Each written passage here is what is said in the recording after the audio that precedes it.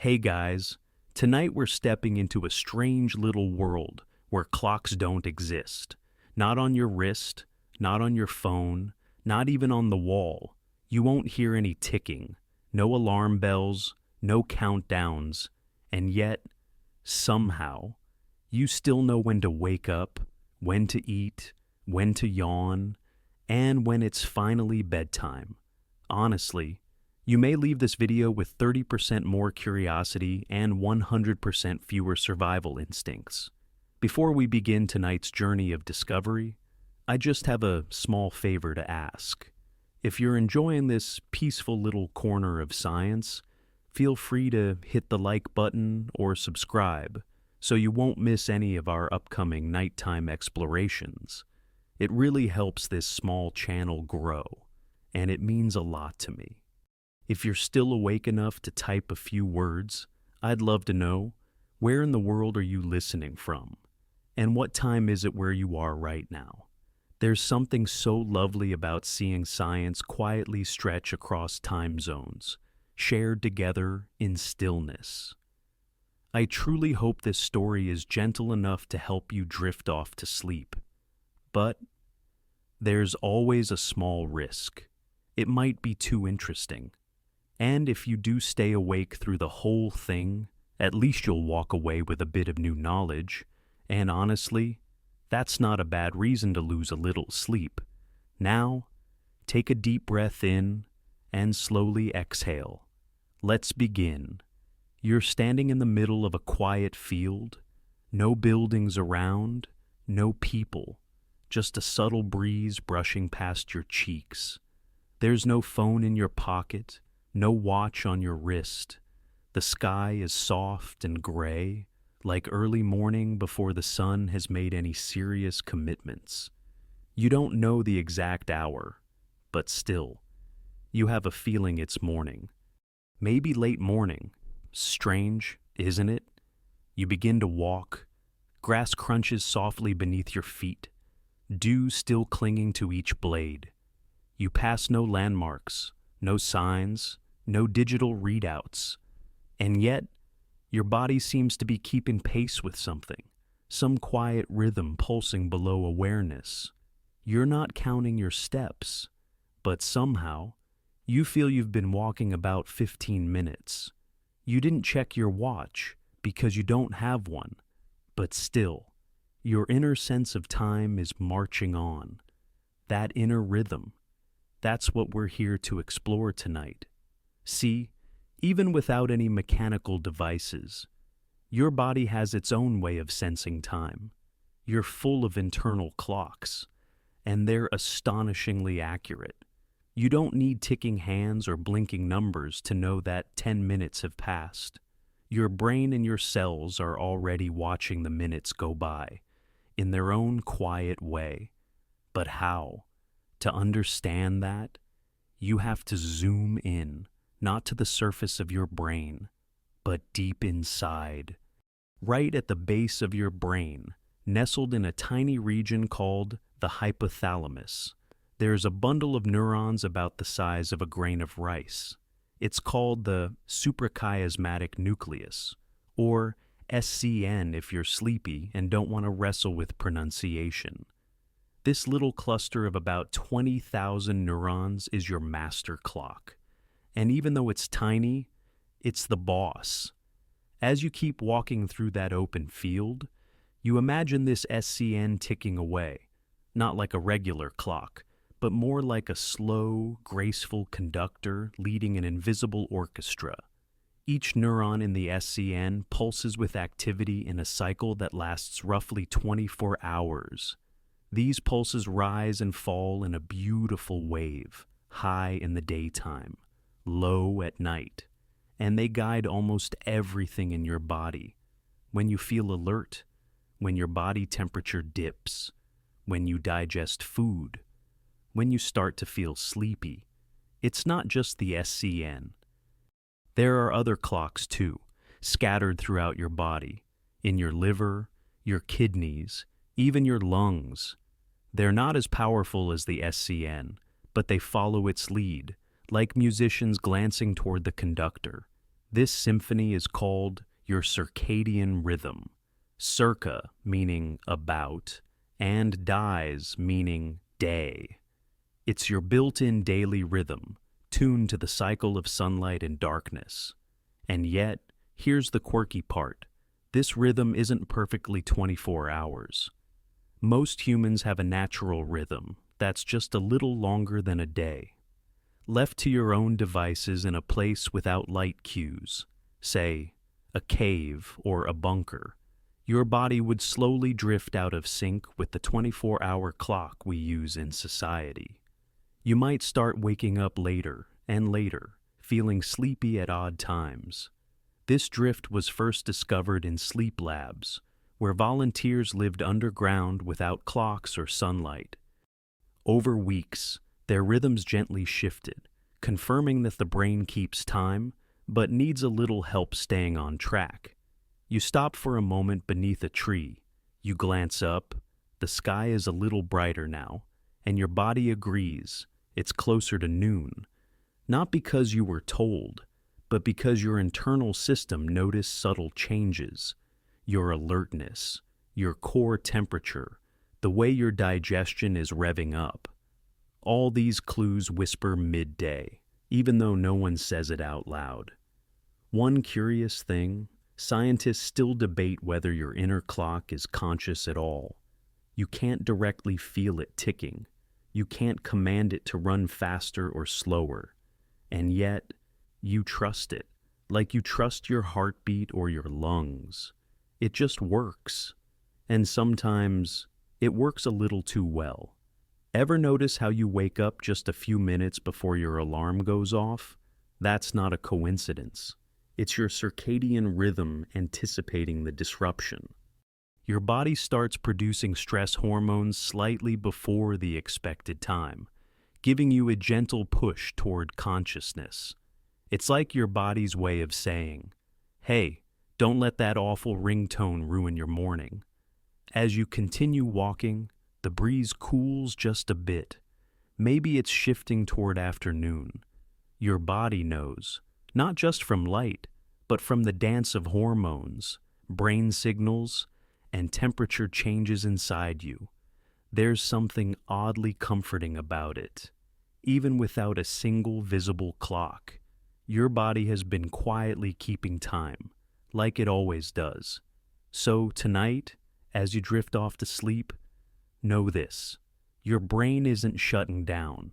It's still ticking, humming, keeping its rhythm. It's waiting for the morning, already planning your energy, your hunger, your focus. While you rest, your internal clocks stay alert, gentle, reliable, and impossibly precise. Time, after all, is not just a number on a screen. For you, for your body, it's a rhythm, a pulse, a dance happening deep inside, and somehow, it's always right on time. You walk a little farther now, deeper into that soft gray landscape, where even the trees seem to hum with quiet. Somewhere in the back of your mind, you realize you're not really walking through a field anymore. You're walking through time, not the kind you mark with a calendar or countdown clock, but the kind your body carries with it everywhere. It's as if your skin, your breath, your heartbeats all know something you don't. And tonight, they're finally letting you in on the secret. Let's pull back the curtain just a little more. You already met the suprachiasmatic nucleus, that tiny time conductor sitting deep in your brain, keeping everything in rhythm.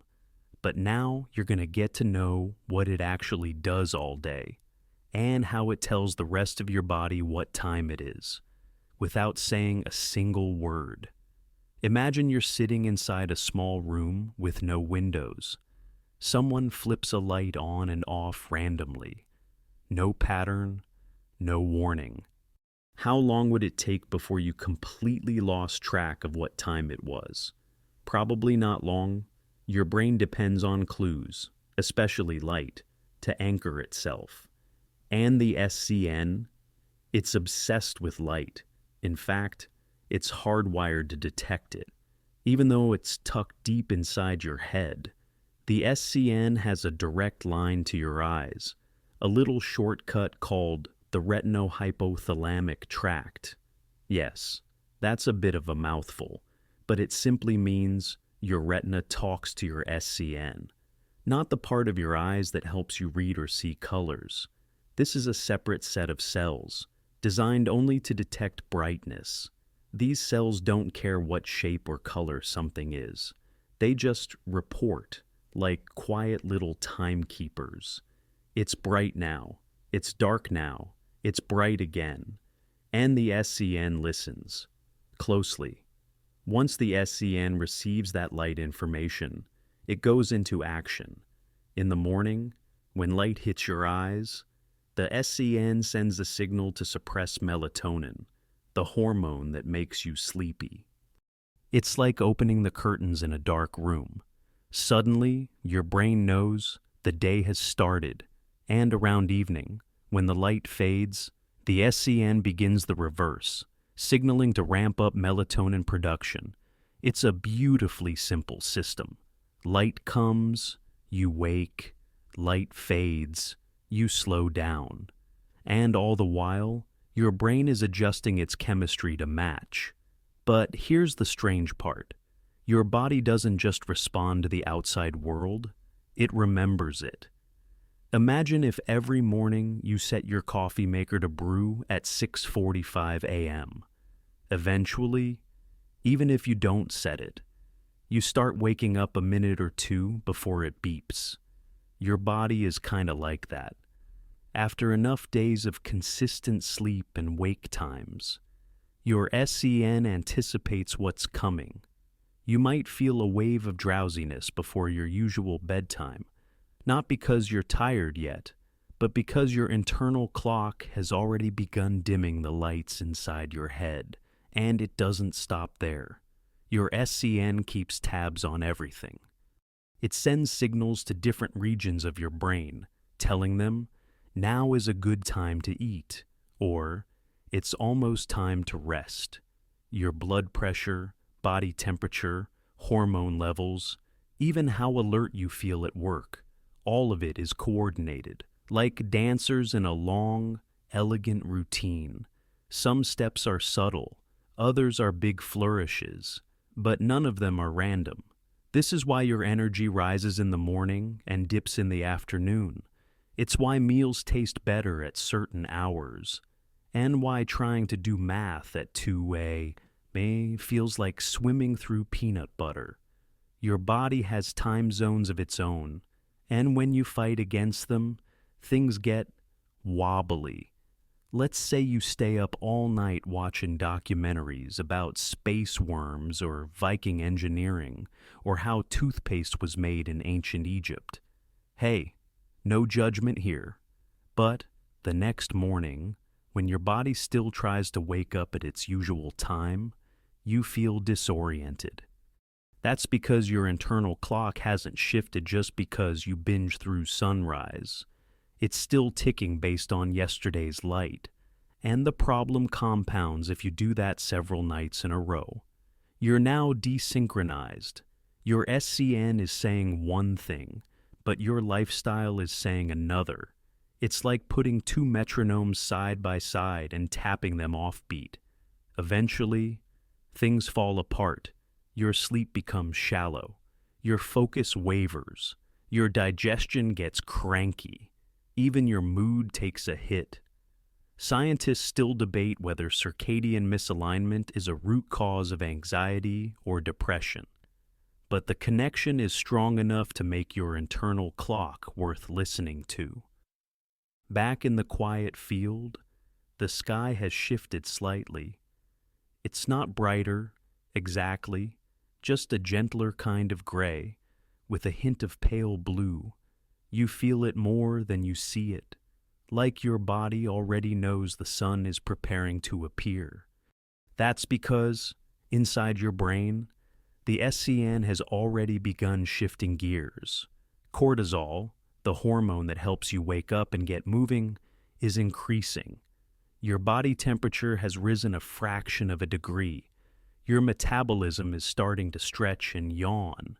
Even your reaction time is improving, all before the first bird starts to sing. The orchestration is seamless, all this, and you haven't touched a clock.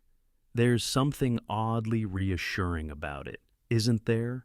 Knowing that your brain is looking out for you without you even asking. Knowing that deep within the folds of your biology, there's a tiny collection of neurons quietly ticking through day and night, managing your energy and rest with invisible precision. So, the next time you feel yourself get sleepy around the same time each evening, or you wake up just before your alarm, or you feel most productive in a narrow window of the morning, know that it's not magic. It's not willpower. It's not caffeine. It's your internal timekeeper, always watching the light, always keeping rhythm, always working behind the scenes. Your body doesn't need a digital countdown. It is the countdown. And tonight, as you gently drift towards sleep, that little cluster of neurons will continue to whisper, "You're right on time." The path you're walking now feels familiar, even though nothing about it looks the same. The air is warmer, the sky a little brighter, and your footsteps fall into a slow, steady rhythm that matches the quiet tempo inside your body. You're not thinking about minutes or hours, yet somehow, you can feel them passing. It's as if you've become your own clock, subtle, patient, accurate in ways you never quite noticed before.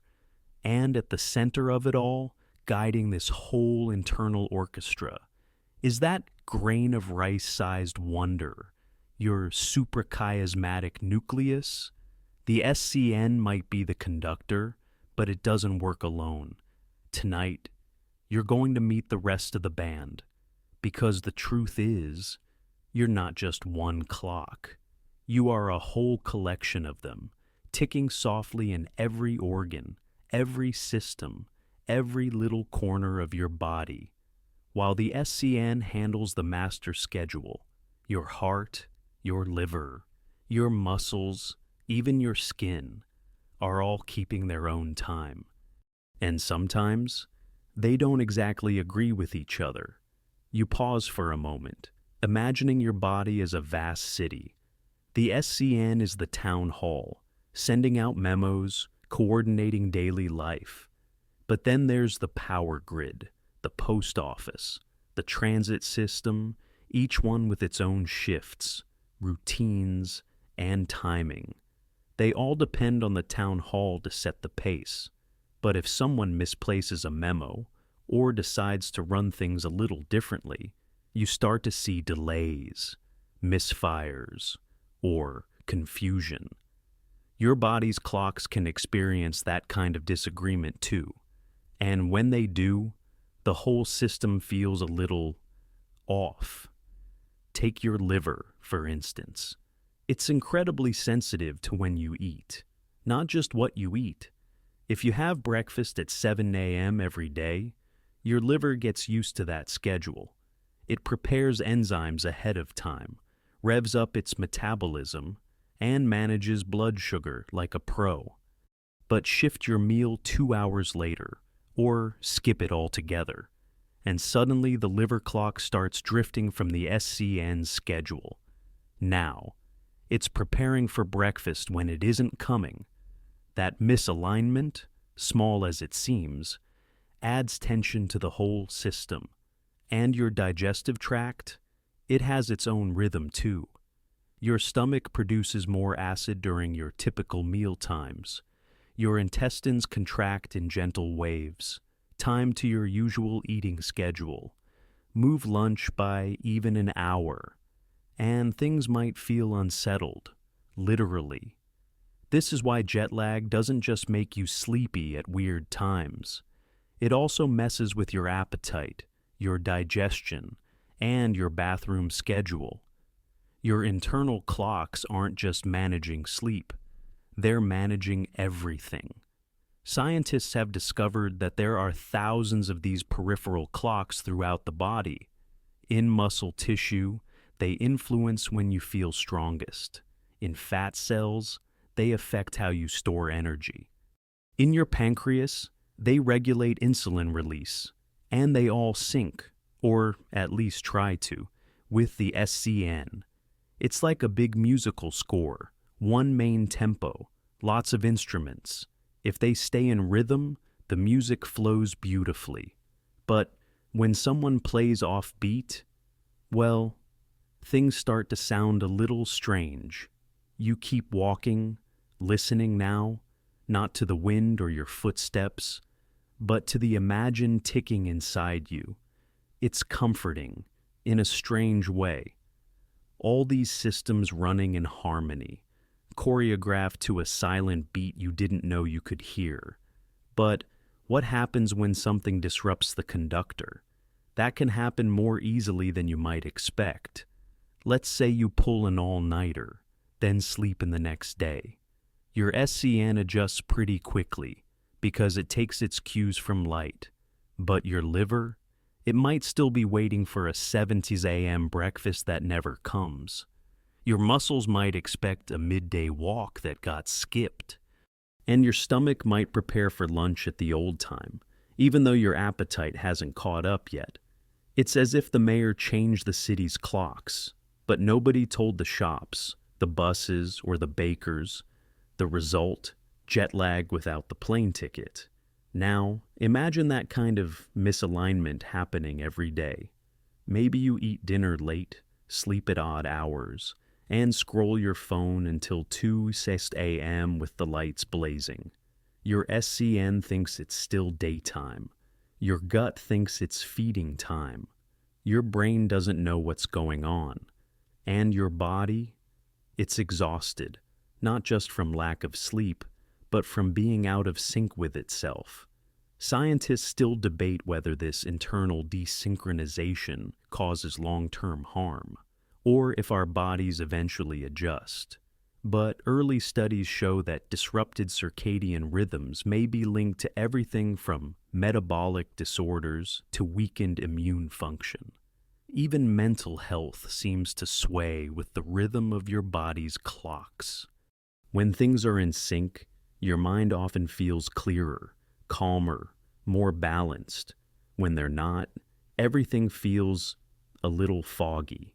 You pause again under the shade of a wide tree, feeling the imagined pulse of your body's timekeepers. There's no ticking, no beeping, just a quiet, coordinated hum. It makes you wonder how much of your day is actually guided by the world outside, and how much by the world within.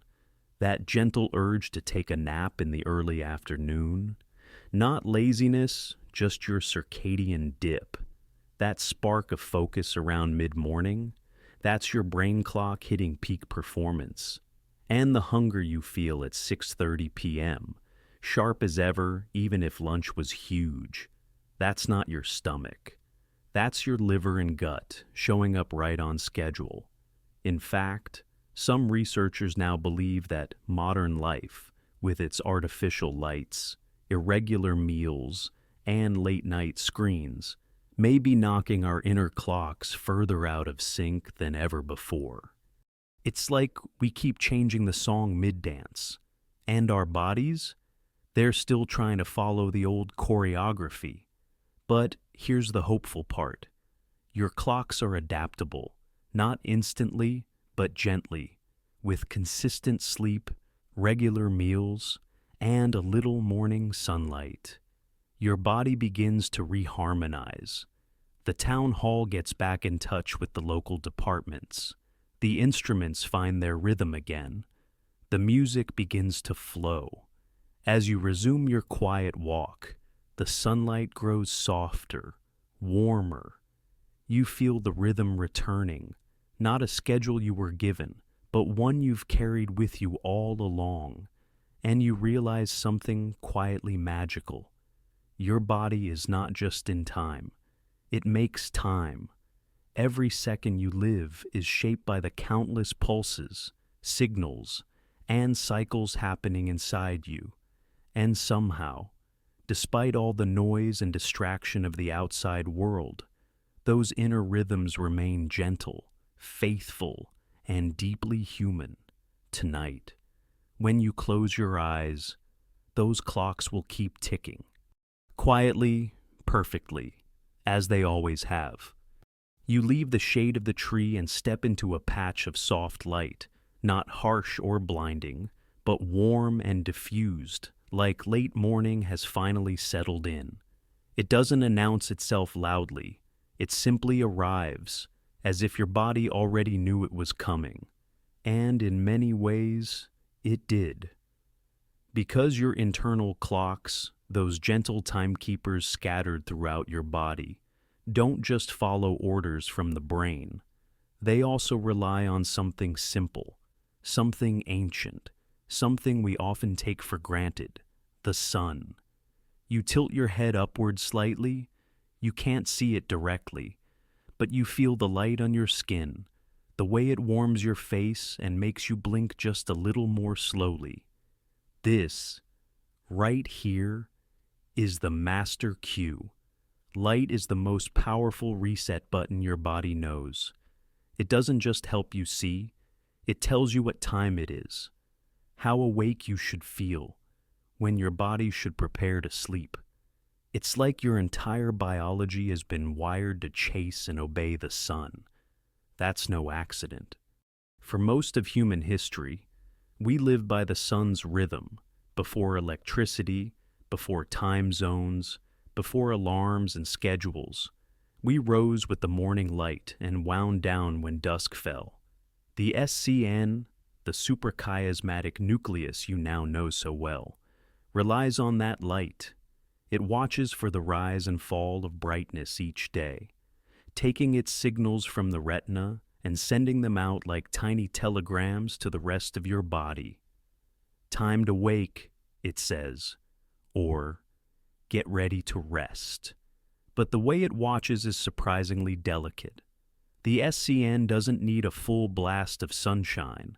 It can detect even subtle shifts, like dawn creeping in behind closed eyelids or the blue tint of a cloudy morning. Just a few minutes of morning light can make a difference. Step outside after you wake up, even for 10 minutes, and your entire internal system gets a firm handshake from nature.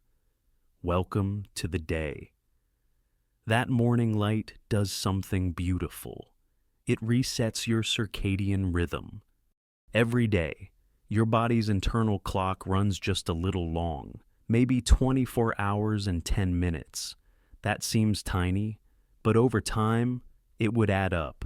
Without light, you'd slowly drift away from the world's schedule. But thanks to sunlight, your SCN gets nudged gently back on track. It's like tapping a compass every morning to make sure it still points north. You walk now toward a clearing where the light touches everything evenly. There are no shadows here, no confusion about what time it might be. And that's what your body likes, clarity. When your brain sees bright light in the morning and then dimness in the evening, it knows exactly how to guide your energy, appetite, alertness, and mood. But when those signals get scrambled, say, from too much artificial light at night or not enough daylight during the day, the system gets fuzzy. Your body's natural rhythms are surprisingly easy to trick. That's why staring at your phone at midnight makes it harder to fall asleep. The light from screens, especially the bluish kind, mimics the spectrum of daylight. Your SCN doesn't know it's a phone. It just sees brightness and assumes it's daytime. So, it delays melatonin, keeps your brain alert, and quietly pushes your sleepiness further down the road. It's not being mean. It's just following the script it's been reading for thousands of years. And yet, it's not all bad news. The good thing about these rhythms is that they're flexible. You can influence them, nudge them, shape them gently over time. Morning light is your best ally. It doesn't just help you wake up. It helps you feel more alert, sleep more deeply, and regulate your body's schedule with greater ease. Just a few minutes outside, even on a cloudy day, is enough to start that process. Some researchers even call it light therapy, but in truth, it's something your ancestors did naturally. Walk outside, feel the sky, let the light touch your face. You step out of the clearing now, into a path lined with dappled shade. The sunlight still reaches you, but softly, filtered through leaves and branches. Your body responds to this too. It's not just about whether it's bright or dark. It's about how the light changes throughout the day. Morning light is cooler, more blue. Evening light is warmer, more orange. Your SCN notices these differences and adjusts your rhythm accordingly. It's like reading the mood of the sky, not just the brightness. But there's another twist. Your body isn't just watching the light. It's also listening to the dark. As evening comes and the light grows dimmer, the SCN does something remarkable. It starts the countdown to sleep. One of the first signals it sends is to the pineal gland, another tiny structure in the brain. And when the SCN says it's time, the pineal gland begins to release melatonin, the hormone that whispers to your brain. Let's slow down now. You don't feel melatonin hit you like a sleeping pill. It's more like a lullaby, a gentle nudge that says, it's getting late. Maybe don't start that third episode. Maybe save that snack for tomorrow. Your body temperature starts to drop. Your heart rate slows. Your muscles relax. Even your thoughts feel a little softer around the edges. It's not instant, and it's not dramatic, but it's real. It's your body gently tucking you in, molecule by molecule. And again, light is the switch. Bright light in the evening, from overhead bulbs, laptops, TVs, can suppress melatonin, delay that process, and confuse the SCN. That's why sleep experts recommend dimming your lights in the evening. Not off, just lower. More candlelight, fewer stadium floodlights. You're not just setting the mood, you're telling your brain, it's okay to get sleepy now. You pause again. Around you, the light has shifted once more.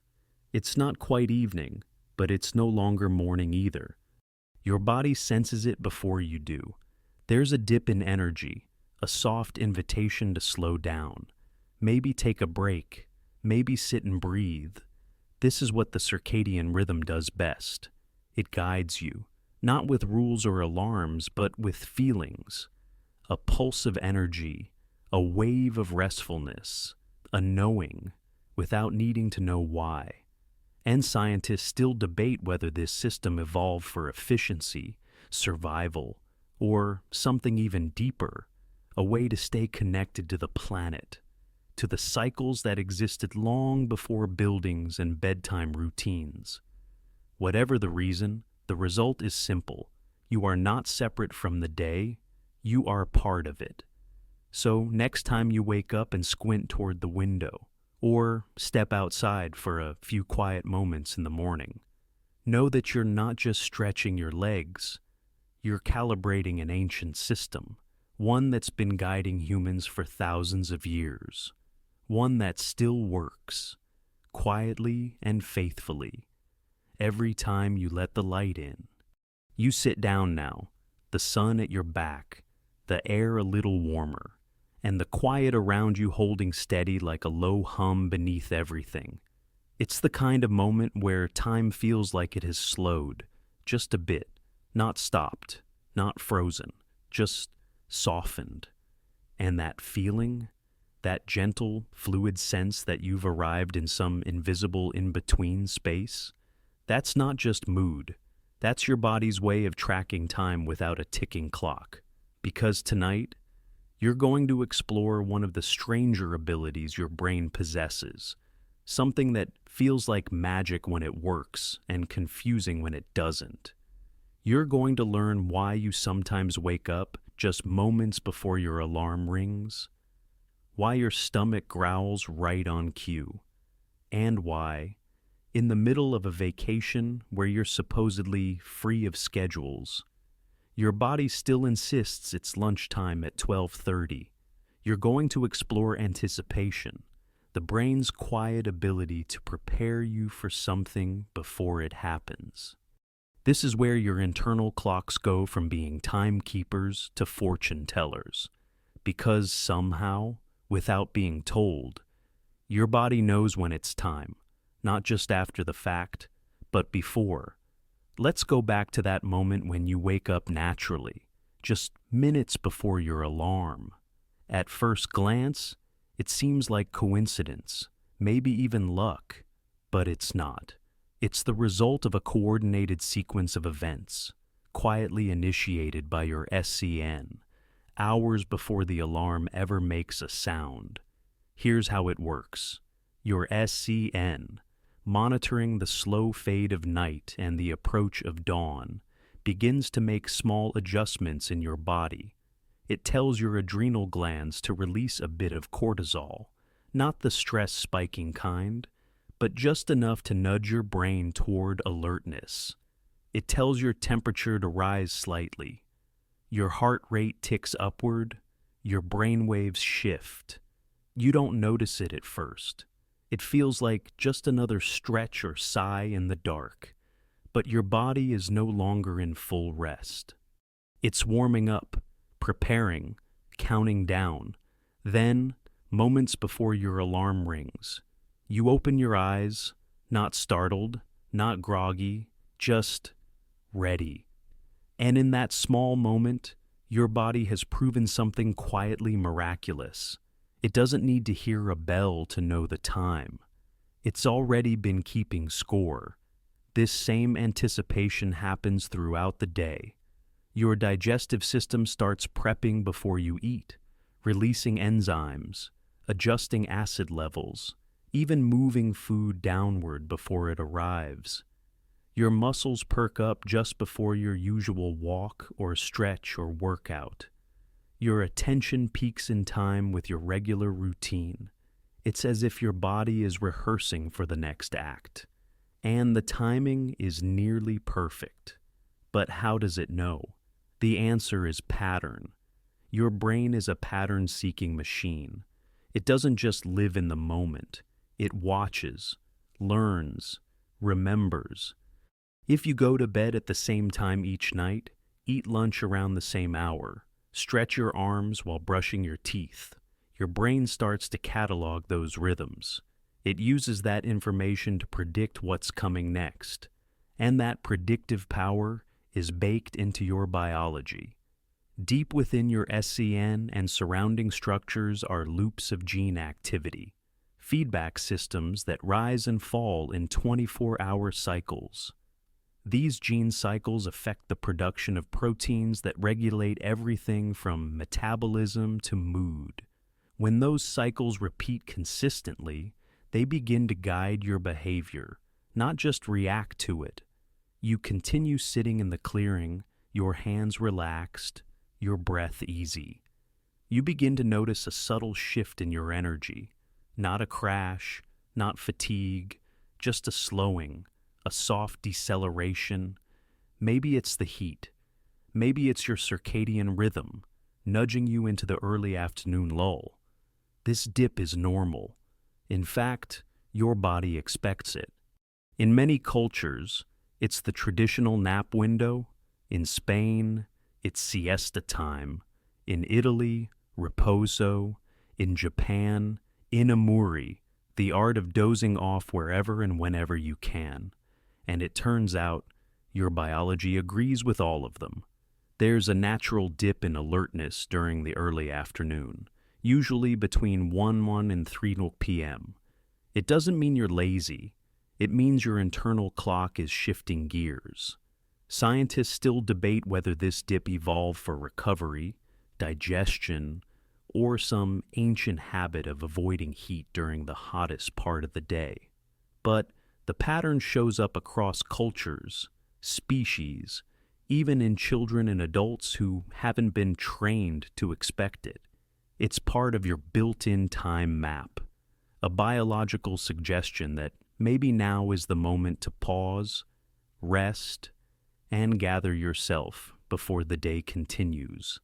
This sense of timing is so refined that your body even adapts when your schedule changes. Let's say you start waking up earlier for a new job, or begin eating dinner an hour later. At first, you feel off. Meals taste strange. Your energy dips at odd moments. You feel sleepy at inconvenient times. But slowly, with enough consistency, your body adjusts, your clocks resync, anticipation returns. Your body once again knows what to expect and when. That's why irregular schedules can leave you feeling so scattered. If you eat lunch at noon one day, 3 p.m. the next, and skip it entirely the day after, your digestive system can't anticipate what's coming. If your sleep times vary wildly, your SCN gets confused. The gene feedback loops become erratic. Hormone release becomes unpredictable. The body loses its rhythm. And you feel tired, moody, distracted, even a little lost. But when you return to routine, when your days follow a similar pattern, the body responds. It leans into the rhythm again. The SCN listens to the light. The clocks in your liver and heart fall back into sync, and your ability to anticipate returns. It's like a dance your body never forgot. It was just waiting for the music to come back on. You rise now, stretching a little as the warmth of the day settles over you. The air feels still, the kind of stillness that marks the middle of things. Not the beginning, not the end, but that quiet middle space where you don't feel rushed. And in that stillness, your body hums with patterns, readiness, and memory. It doesn't ask for precision, it asks for rhythm. So tomorrow, when you wake before your alarm, or feel hunger before the first bite, or yawn just before bedtime, smile. That's your body keeping time, not by watching the hours pass, but by remembering how life feels when it follows the sun. It's not exact, it doesn't need to be, it's yours. And it's always ticking, just beneath the surface. You begin to walk again, slowly now, as if your feet are sinking to a tempo that's been playing all along. Not one you hear, but one you feel, a rhythm built into your bones, your breath, your very sense of presence. It doesn't rush you, doesn't demand anything. It simply guides you forward. And as you move through this quiet day, you begin to notice something else. Your body isn't ruled by just one clock. There isn't a single voice calling the shots. No, your body is more like a group of old friends trying to plan a road trip, each one with their own ideas about timing, snacks, and bathroom breaks. Because while the SCN is your master timekeeper, there are countless other clocks in your body, and they don't always agree. Your liver wants breakfast at 7 a.m. sharp. Your gut prefers a bit later. Thank you. Your brain is ready to focus by 10 p.m., but your muscles would rather be moving. And your heart, it keeps its own pace, adjusting subtly to stress, excitement, and rest. Together, these clocks form your circadian network, a kind of democratic system where timing is a group decision. When everything works in harmony, you feel balanced, energized, at ease. But when these clocks fall out of sync, that's when things get complicated. You walk past a bend in the path where dappled light filters through trees, and you imagine what that discord feels like, not just metaphorically, but biologically. Maybe it's the foggy-headed feeling after a red-eye flight. Maybe it's that mid-afternoon crash when you've skipped lunch. Maybe it's the way your brain wants to focus, but your body feels sluggish. That's not just fatigue, that's internal misalignment. It can happen to anyone. Shift workers, new parents, students pulling all-nighters, travelers hopping time zones. Even staying up late on weekends and waking early on weekdays can send mixed messages through your system. A phenomenon sleep scientists cheekily call social jet lag. It's like your body is stuck between two time zones, one set by your biology and one set by your lifestyle. So, how do these internal disagreements even happen? Well, every peripheral clock in your body responds to different cues. The SCN, as you know, is tuned to light. It takes its marching orders from the sun, or whatever source of brightness happens to be hitting your eyes. But your liver and digestive organs, they take their cues from food, your muscles, from movement, your skin and temperature regulating systems. They listen to heat and cold, to activity and rest. That means if you eat at midnight, scroll on your phone under bright blue light, and then go for a run in the dark, your body gets a little confused. One part thinks it's morning, another part thinks it's dinner time, and yet another thinks it's bedtime. It's like inviting your internal orchestra to play 3 different songs at once. Scientists still debate whether this desynchronization is just uncomfortable or truly harmful. But evidence is mounting that it affects everything from metabolism to immune function. In animal studies, disrupting peripheral clocks led to higher rates of illness, weight gain, even changes in mood and memory.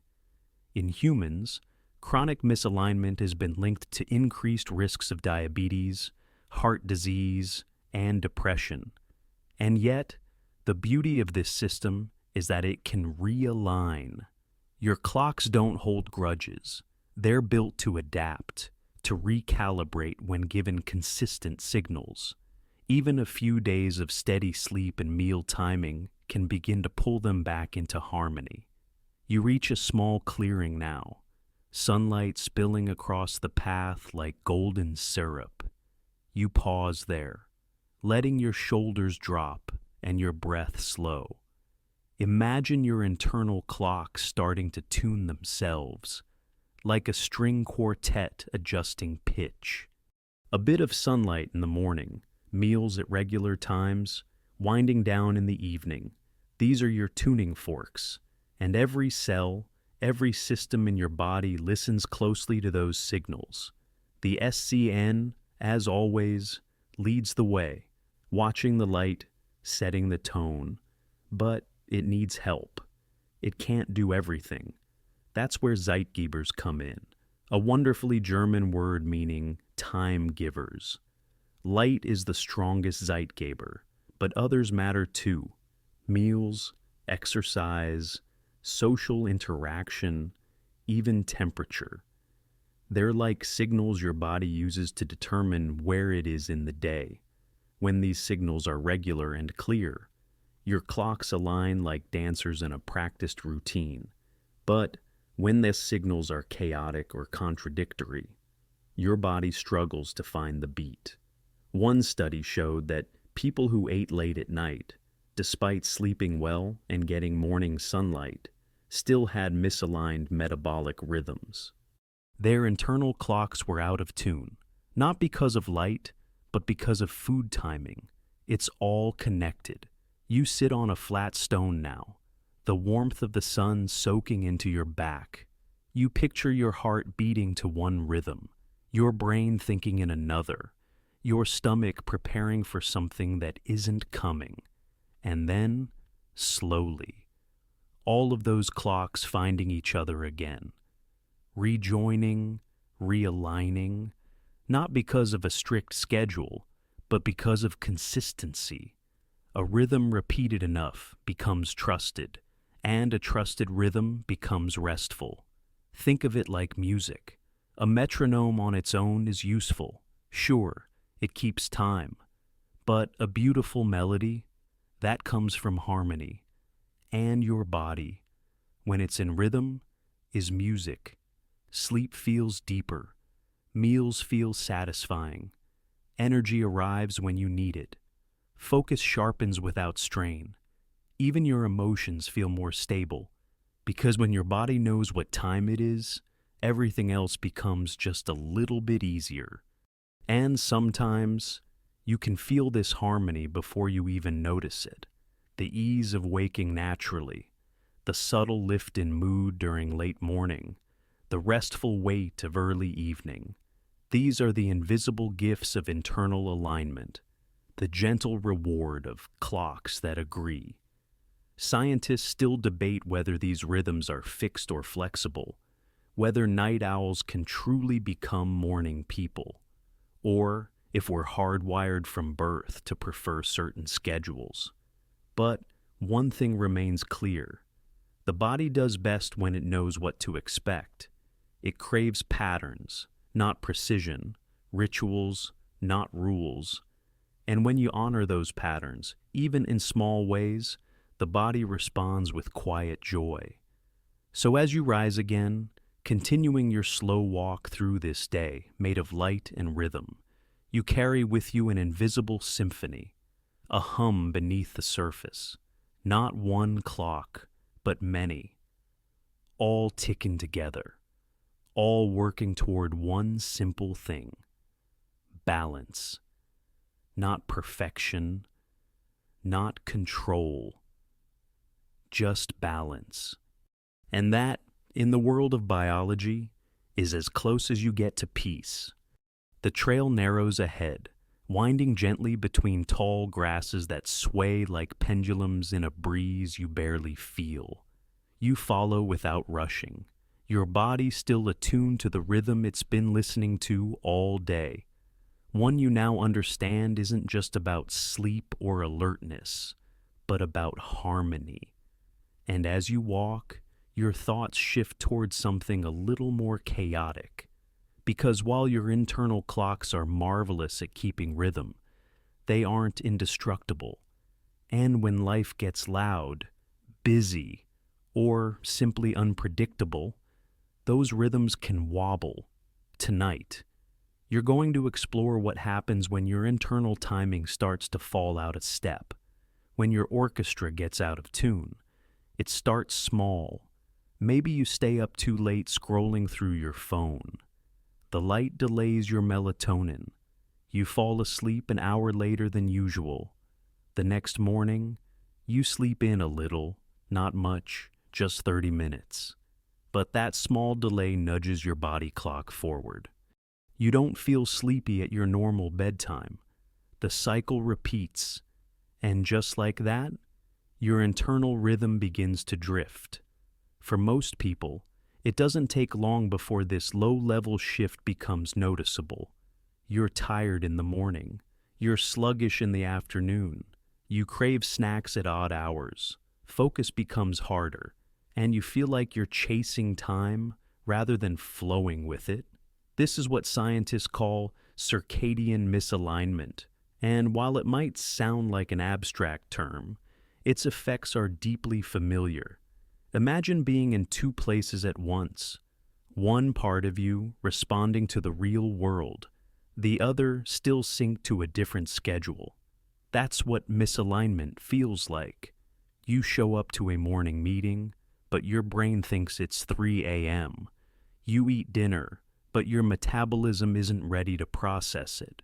You lie down to sleep, but your body doesn't feel tired. It thinks the day is still going. Jet lag is the most obvious example. You hop on a plane, fly across time zones, and arrive in a place where the sun is up, but your body swears it's midnight. Your SCN, remember, takes its cues from light, but it doesn't shift instantly. It can only adjust by about 1 hour per day. So, if you fly 6 time zones east, it might take you a full week to truly catch up. But Jet lag isn't just for travelers. You can experience the same symptoms without ever leaving home.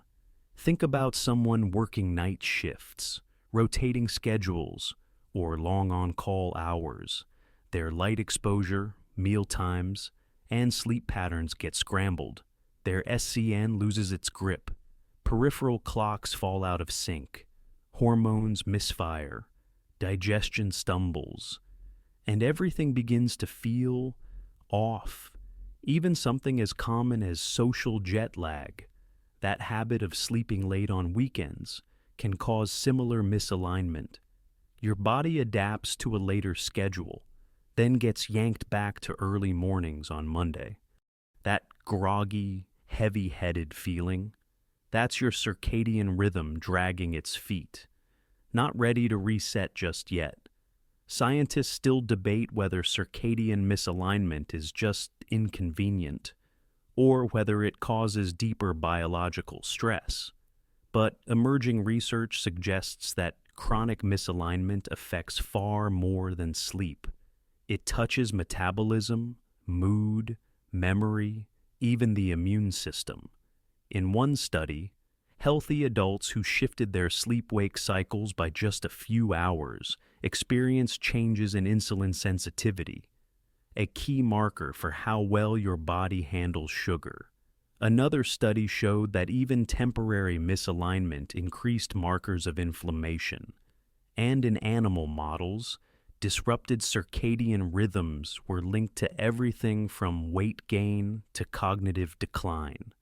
You step over a fallen branch on the path, listening to the hush of wind moving through the trees, and you begin to think of all the times you've felt out of rhythm, that grogginess after staying up too late, that strange hunger that shows up when you eat breakfast at noon, that restless sleep that comes after too much screen time. It's all part of this delicate system, a system that, while resilient, needs support. So, what can throw your clocks off balance? Light, of course, is the biggest factor.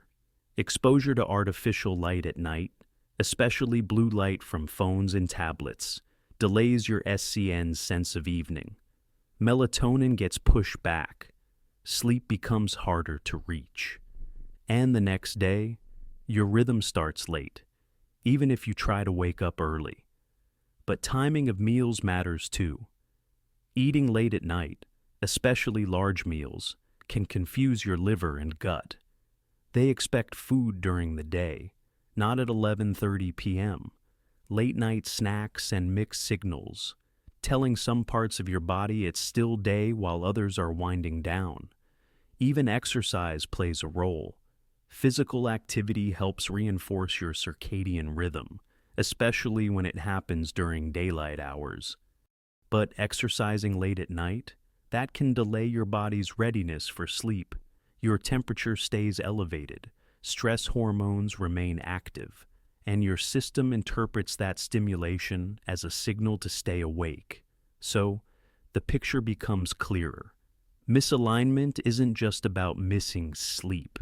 It's about confusing your internal clocks, giving them signals that don't match, asking them to work against each other. And when that happens, when timing gets tangled, the system falters. Yet, even here, in this slightly wobbly rhythm, there's good news. Because your body wants to align, it's designed for it. And the moment you begin sending it clear, consistent cues, light in the morning, food during daylight, movement by day, darkness at night, the system begins to repair itself. You find a bench tucked along the path now, carved from old wood and moss soft at the edges. You sit, exhaling slowly, and imagine your clocks beginning to reconnect, like old friends who got lost in different cities but are finally finding their way back to the same table. Scientists still debate how much flexibility our rhythms truly have. Some people adjust quickly to shifts, others struggle. But what seems universal is this: We function best when we treat time not as a taskmaster, but as a partner, something to dance with, not battle against. And maybe that's the real lesson of circadian science, not just about sleep schedules or light exposure, but about living in rhythm, about respecting the natural rise and fall of energy, the ebb and flow of alertness, the quiet invitation to rest when the day ends. So, tonight, if you find yourself feeling just a little off, tired at the wrong time, restless at the wrong hour, know that it's not failure, it's not weakness, it's just timing. And timing, like all things, can be gently restored, with light, with stillness, with rhythm, and with the soft remembering that your body is trying, always, to bring you back into balance.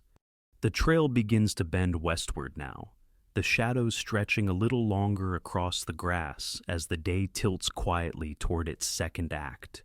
You notice it, not just with your eyes, but somewhere deeper, a subtle shift in how your body carries itself. Your thoughts slow down, your shoulders ease, and you realize your internal clock has been expecting this. There's a softness to the late afternoon that feels familiar, even comforting. But what happens, you wonder, when the body can no longer depend on light?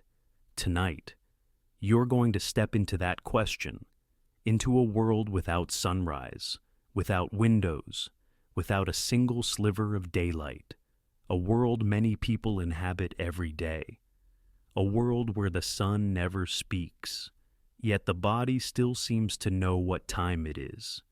Because as strange as it sounds, even in total darkness, your internal clock keeps ticking. You pause near a stretch of dense trees where the canopy above lets almost no light through.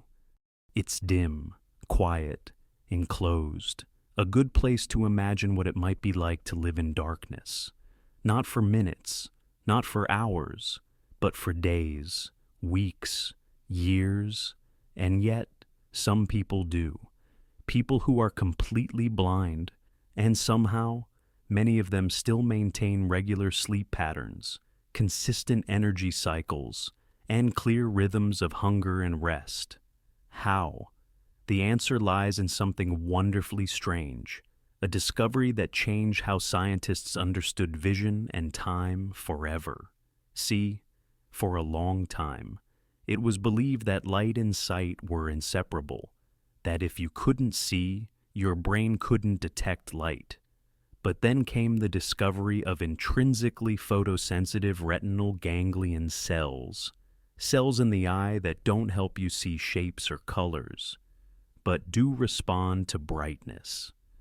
These specialized cells send messages directly to the SCN, bypassing the parts of the brain responsible for visual perception. So even if a person is blind, unable to see images, these cells may still detect changes in light. They don't create pictures. They just quietly report, "It's bright now," or "It's getting dim." And if those cells are intact, the SCN can still align the body's rhythm with the external world. But not everyone has that connection. Some forms of blindness result from damage to the retina itself, or the optic nerve, severing the link between light and brain. In those cases, the SCN loses its anchor, and when that happens, something fascinating and challenging begins to occur. Without light cues, the body's internal clock starts to free run. That means it follows its own rhythm, usually a little longer than 24 hours. Each day, the person falls asleep and wakes up slightly later. Over time, their schedule drifts through the entire 24-hour cycle, until night becomes day and day becomes night, even if they never notice it happening. It's a condition known as non-24-hour sleep-wake disorder, and for those who experience it, life can feel like a boat slowly drifting from shore.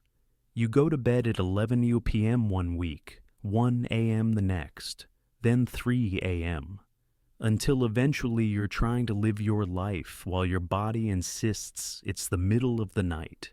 It's disorienting, isolating, but it's also deeply human, proof of how strongly your body depends on rhythm. Scientists still debate whether the free-running clock can be fully overridden by behavior alone. Strict schedules, meal timing, and regular exercise, or whether light remains the only reliable synchronizer. Some individuals with non-24 respond to melatonin supplements, taken at precise times to simulate the setting sun. Others try light therapy, even if they can't see the light, hoping those strange ganglion cells still whisper their secrets to the brain. And yet, the mere fact that the body tries to keep time, even without sunlight, is astonishing. Your SCN doesn't just quit. It keeps counting, day after day, holding on to the rhythm it was built to follow.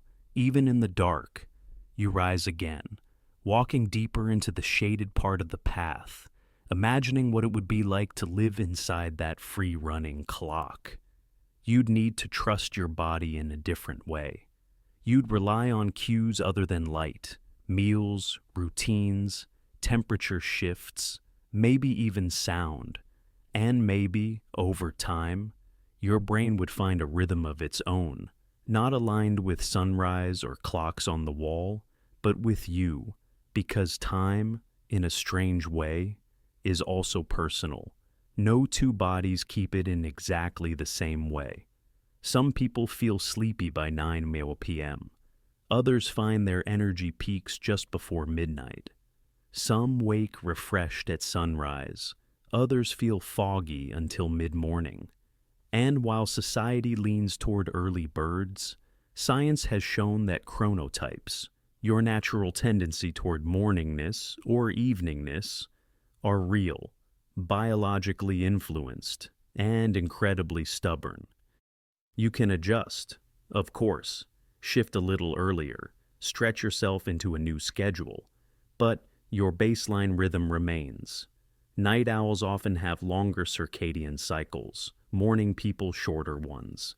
These patterns aren't moral failings or lifestyle choices. They're baked into your biology. Your genes help set the length of your circadian cycle, the sensitivity of your clocks, even how responsive you are to light. Scientists still debate whether we can permanently change our chronotype, or just politely persuade it to bend. But either way, understanding your internal rhythm is like learning your native language. The more fluently you speak it, the easier life becomes. You reach the edge of the trees now, stepping into open light once more.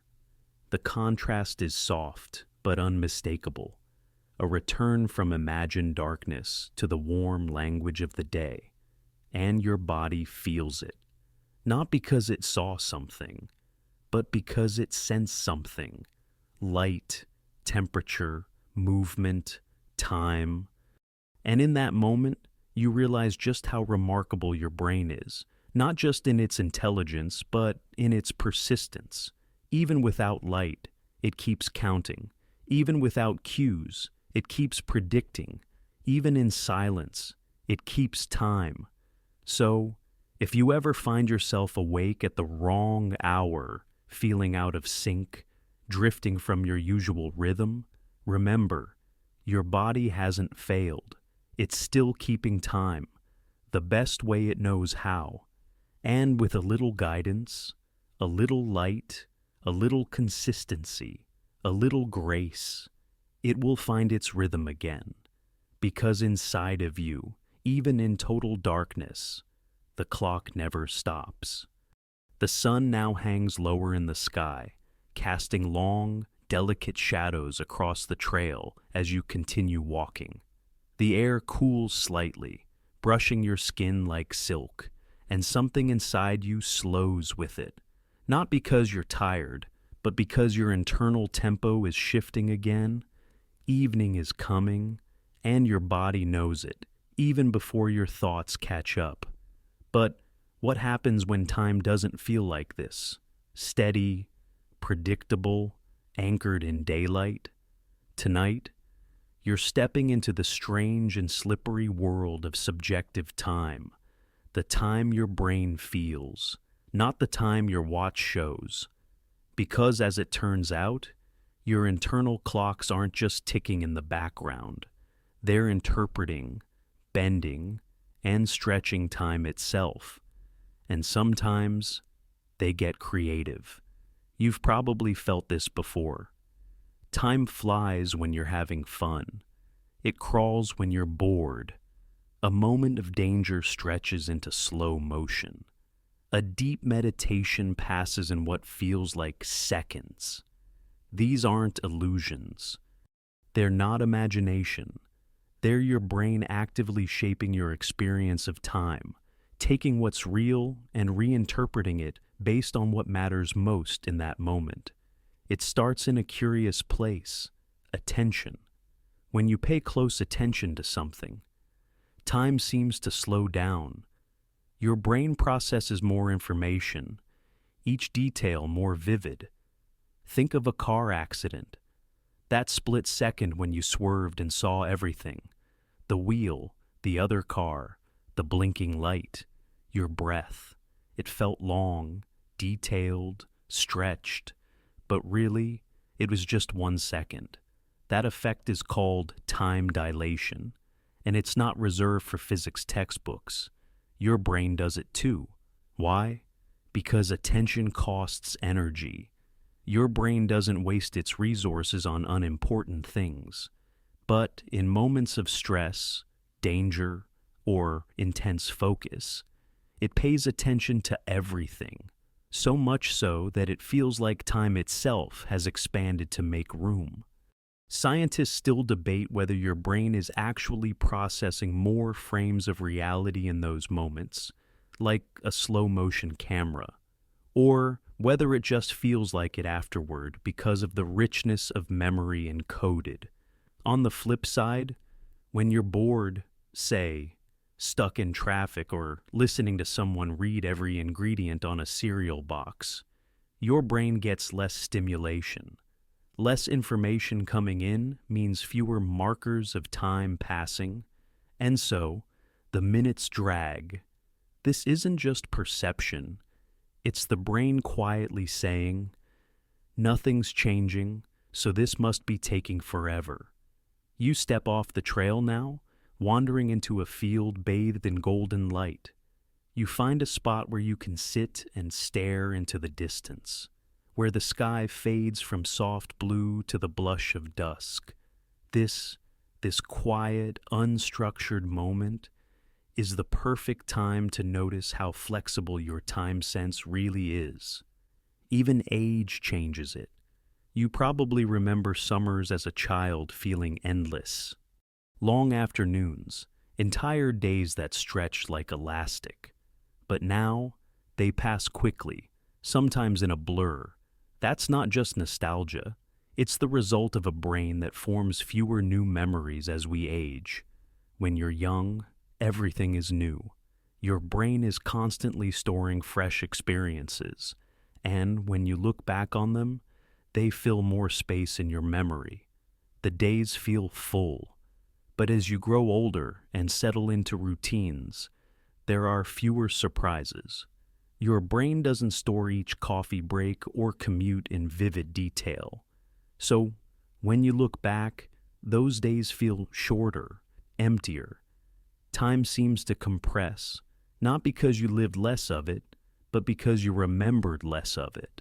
This is why vacations, new hobbies, and novel experiences feel so rewarding. They expand your sense of time. They make days feel longer, richer, more meaningful. Not because the hours changed, but because your brain woke up and started noticing again. There's also the matter of expectation. If you expect something to take a long time, like waiting for water to boil or counting down the last minutes of a workday, Your brain magnifies the weight. It tracks each second with precision, stretching your perception.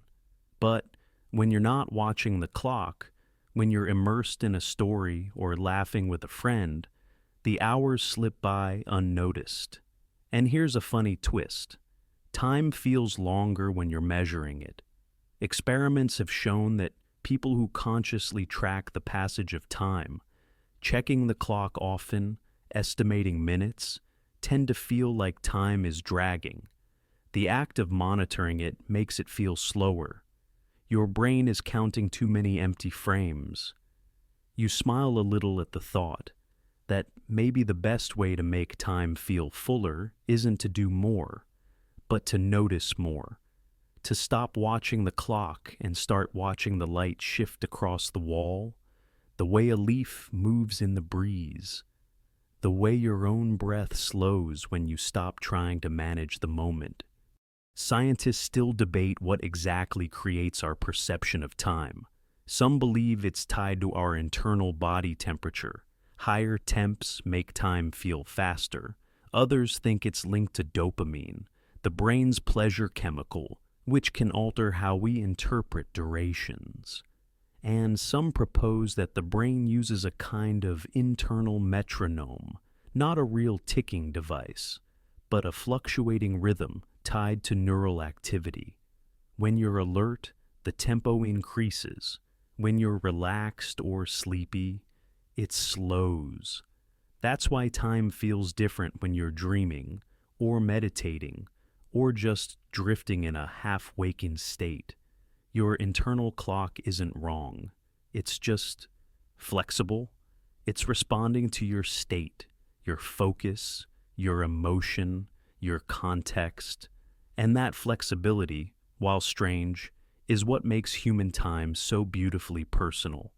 You lie back in the grass now, watching a bird arc across the sky. No clock in sight. No pressure to be anywhere.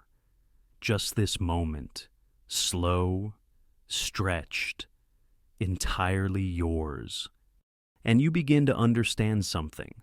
Your experience of time isn't determined by the numbers on a screen.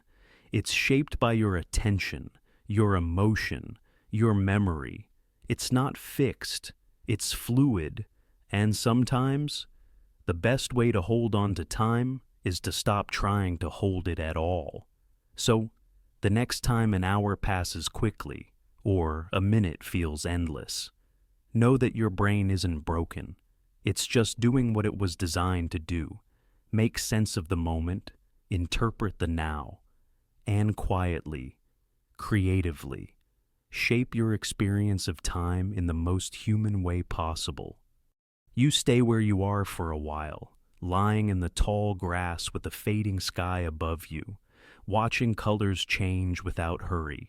And as you breathe, slowly and evenly, another strange thought begins to form.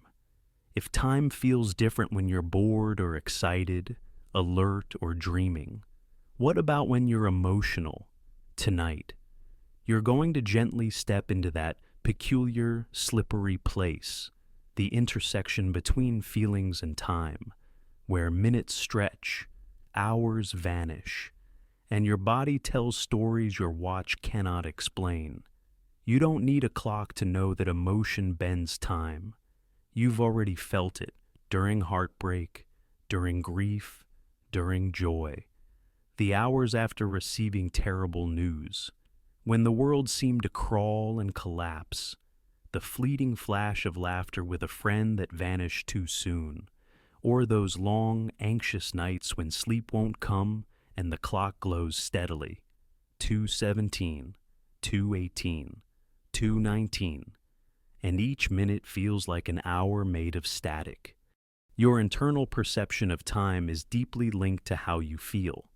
And it turns out, your brain has good reasons for that. Let's start with fear, not the movie kind, but the visceral, body-level kind.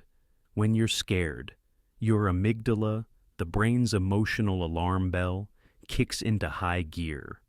Your attention narrows. Adrenaline floods your system. Your senses sharpen. And suddenly, Every detail becomes vivid: the sound of your breath, the shift of light, the way your heartbeat lands like a drum. Because your brain is taking in more and storing it more densely, the memory of that moment feels longer. This is why people often describe accidents or dangerous events as happening in slow motion. They didn't actually take longer, but the brain, in high alert mode, encoded the moment so richly that when you replay it later, it feels as though it must have taken more time than it did. Emotion didn't change time itself. It changed your recording of it, but it works the other way, too. In moments of happiness or flow, when you're completely engaged, unself-conscious, joyful, your brain doesn't focus on time. It doesn't keep checking in. It lets go. Your attention spreads outward rather than narrowing. The result? Time seems to fly. And later, when you look back on it, the memory feels shorter, lighter, almost evaporated. Joy rarely lingers in the same way fear does, not because it's less powerful, but because your brain didn't mark every second so precisely. You sit up now, brushing a few blades of grass from your sleeves. The sun dips lower, sliding toward the edge of the world, and with that light fading, you start to think about sadness, another emotion that warps time in its own quiet way. Grief, in particular, is a strange distortion field. Days stretch and blur. Hours pass without shape. The clock says 5 hours have gone by, but it still feels like morning, or maybe like no time has passed at all. Sadness slows the internal metronome. Your energy drops, your alertness fades, and your body enters a kind of limbo where rhythm collapses. Scientists still debate whether this is a side effect of altered brain chemistry, lower dopamine, disrupted sleep, or whether it's something deeper, the brain's way of making space for healing, for reflection, for pause. And then there's anticipation, perhaps one of the oddest emotional time benders, waiting for something, a letter, a phone call, an answer can feel like eternity. Time, in those moments, becomes thick, heavy, syrupy, and yet, once the moment arrives, it often passes in a blink. Why? Because your brain was investing resources in watching the clock. It was waiting for time, and that effort itself made it feel longer. You begin walking again, slowly now, your steps softer, as if even your legs are contemplating time. And as the wind brushes through the trees, another feeling comes to mind: regret. Regret stretches the past. It replays old moments again and again. It tells you that a single mistake lasted forever, even if it only lasted 5 minutes. Emotion gives weight to time, even retroactively. But so does love. Time spent with someone you care about often takes on a softness, a kind of timelessness. Not in the "wow, that went fast" sense, but in the "I could stay here forever" sense. It creates a kind of bubble, a cushion between you and the urgency of clocks. And when that person is gone, those shared moments often feel like they belong to a completely different time, one you can't measure in hours, only in meaning. Scientists still debate how exactly the brain converts emotion into altered time perception. One theory is that the insula, a small region of the brain involved in awareness and emotion, plays a role in both pain and time tracking. Another theory involves dopamine, which fluctuates with mood and also affects internal timing mechanisms. There's even evidence that heartbeat, something we barely notice, acts as a pacemaker for time perception, and emotions like fear or excitement shift that rhythm. You reach a quiet bend in the path where the trees open up to reveal the sky again. It's not dark yet, but it's close. The air smells different, cooler, with a hint of dampness. Evening is arriving, and with it, a new emotional tempo. The one that asks you to slow down, to notice, to feel just a little more deeply. You sit on a wooden bench overlooking the horizon. A single bird calls out in the distance. You let your thoughts settle and realize your emotions aren't just reactions to the world. They are also timekeepers. They measure moments not by duration, but by depth. And while your brain may try to sort time into neat units, your heart does something different. It remembers by intensity. It marks chapters not by clocks, but by feelings.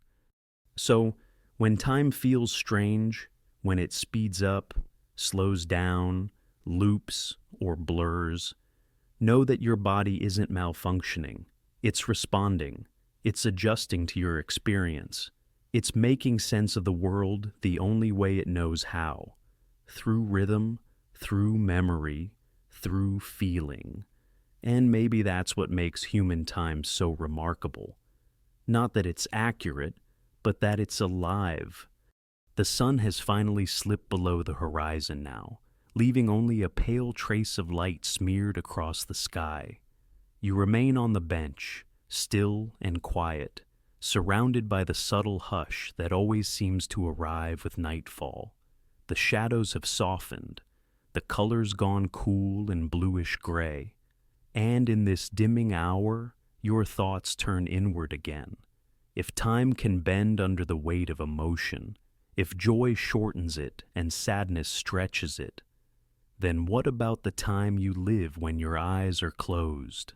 Tonight. You're going to drift into the strangest clock your body keeps, the one that ticks behind your eyelids while you sleep.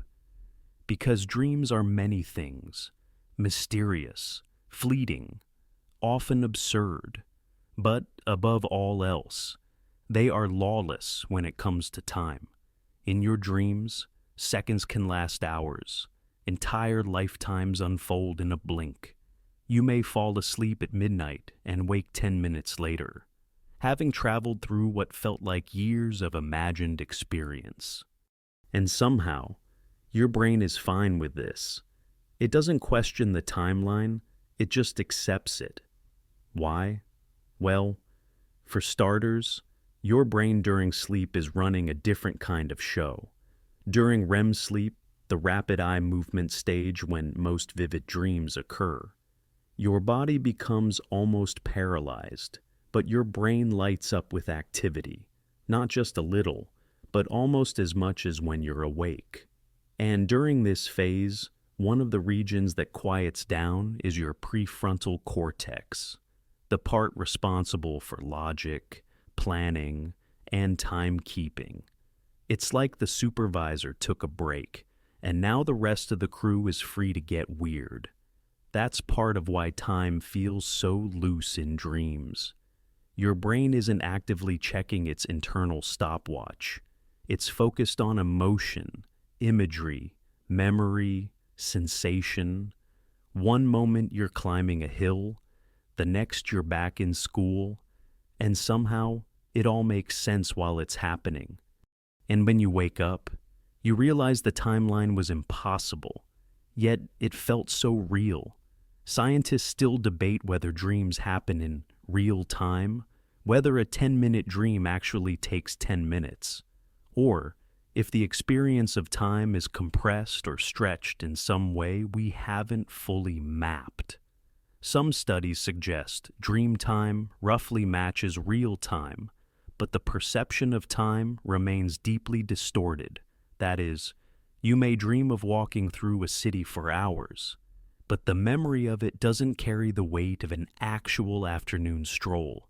Your brain paints in broad strokes. It suggests duration without truly measuring it. You stand now, stretching slowly, letting your body ease into the rhythms of evening. The sky above is a rich indigo, the first stars blinking through. And as you take your next step, you think of the other strange element of sleep, how sometimes you wake up and don't know how long you've been asleep at all. An hour, 6, a full night? Your internal clock gets fuzzy when it doesn't have external cues, especially in darkness, especially in deep sleep. Yet, somehow, your body still knows when to wake up, often within minutes of a usual alarm. That's because your circadian system never shuts down. Even when you're dreaming, your SCN is tracking the internal night, cycling through hormone shifts, temperature dips, and the gentle choreography of sleep stages. It may lose track of narrative time, but it doesn't lose track of biological time. And that distinction matters. Narrative time, the kind you experience as a story, with a beginning, middle, and end, is flexible. But biological time is more like a tide. It rises and falls with incredible precision, even when you're not aware of it. You walk quietly now through a grove of trees, the path barely lit by twilight. There's something soft about the darkness here, not empty, but full of presence. You imagine your body moving through the phases of sleep as if walking through a house. Light sleep at the entryway, deeper rest down the hall, and finally the dream world itself, tucked in a room with curved walls and no clocks. And maybe that's what makes dreaming so powerful. It's time that doesn't follow rules. It belongs only to you. There's no rush, no deadline, and no matter how strange the journey becomes, you always return. The body wakes, the sun rises, the clock begins again. But there's another layer here, too, because dreaming isn't just about floating through nonsense. Your brain uses that time to process, to sort, to replay. It runs memory loops. It reheats old fears and forgotten hopes. And all the while, it does so in an environment where time is slippery, where it can stretch a moment, rewind a day, or skip a decade in a breath. Scientists still debate the purpose of dreaming. Some say it's a byproduct of memory consolidation. Others think it helps with emotional regulation, giving your brain a sandbox to safely simulate feelings and scenarios. Some even propose that it's a kind of biological theater, a place where consciousness rehearses life in miniature. But what most agree on is this: the perception of time in dreams is profoundly different than when you're awake. And that matters, because it means your experience of time isn't tied to reality alone. It's tied to state. Wakefulness gives you clocks and schedules. Sleep gives you fluidity and abstraction, and in both, your brain adapts. It switches clocks. It shifts gears. It tells different stories. You step out of the trees now and look up at the sky. The stars are brighter. The moon, barely visible before, now casts a gentle silver path along the trail. And in that quiet, you think about the dreams you've had, the ones that felt long and important, the ones you forgot within seconds, the ones that left you changed, even if you couldn't explain why. Maybe they were long, maybe they were short, but what matters more is that they were timeless, existing outside the ticking world, held together by feeling rather than sequence. And that, in its own strange way, is still a kind of timekeeping. So, tonight, as you drift into sleep and your mind begins to wander, know this: even in the unmeasurable softness of dreams, your brain is still keeping time, not to the second, not to the minute, but to meaning. And maybe that's the most human kind of clock there is. You follow the moonlit trail now, slower than before, your pace softened by the darkness. The world feels quieter, more reflective. Even the air seems to breathe differently at night, cooler, more deliberate, like it's waiting for you to think one thought at a time. And in this stillness, your mind drifts again, not to clocks or light or even sleep, but to something more subtle, something woven into every stage of life. Tonight, you're going to explore how your experience of time changes as you age, not just in body, but in memory, rhythm, and the way the world feels. It begins, as many things do, in childhood. That you were young, time stretched out before you like a vast, endless field. A single summer felt like a lifetime.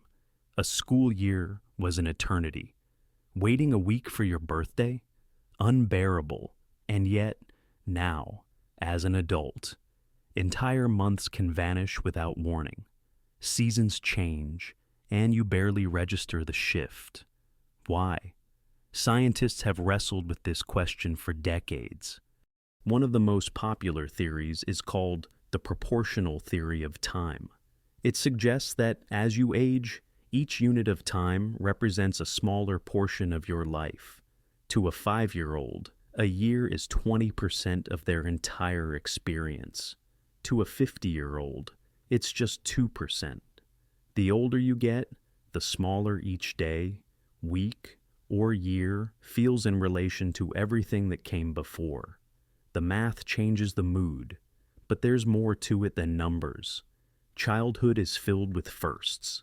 Your first snowfall, your first bike ride, your first heartbreak. New experiences form rich, detailed memories, and your brain stores them with vivid intensity. When you look back, those early years feel full because your brain was constantly learning, noticing, recording. Time felt thick because you lived it deeply. You pause now beside a small stream, its surface silver under the moon.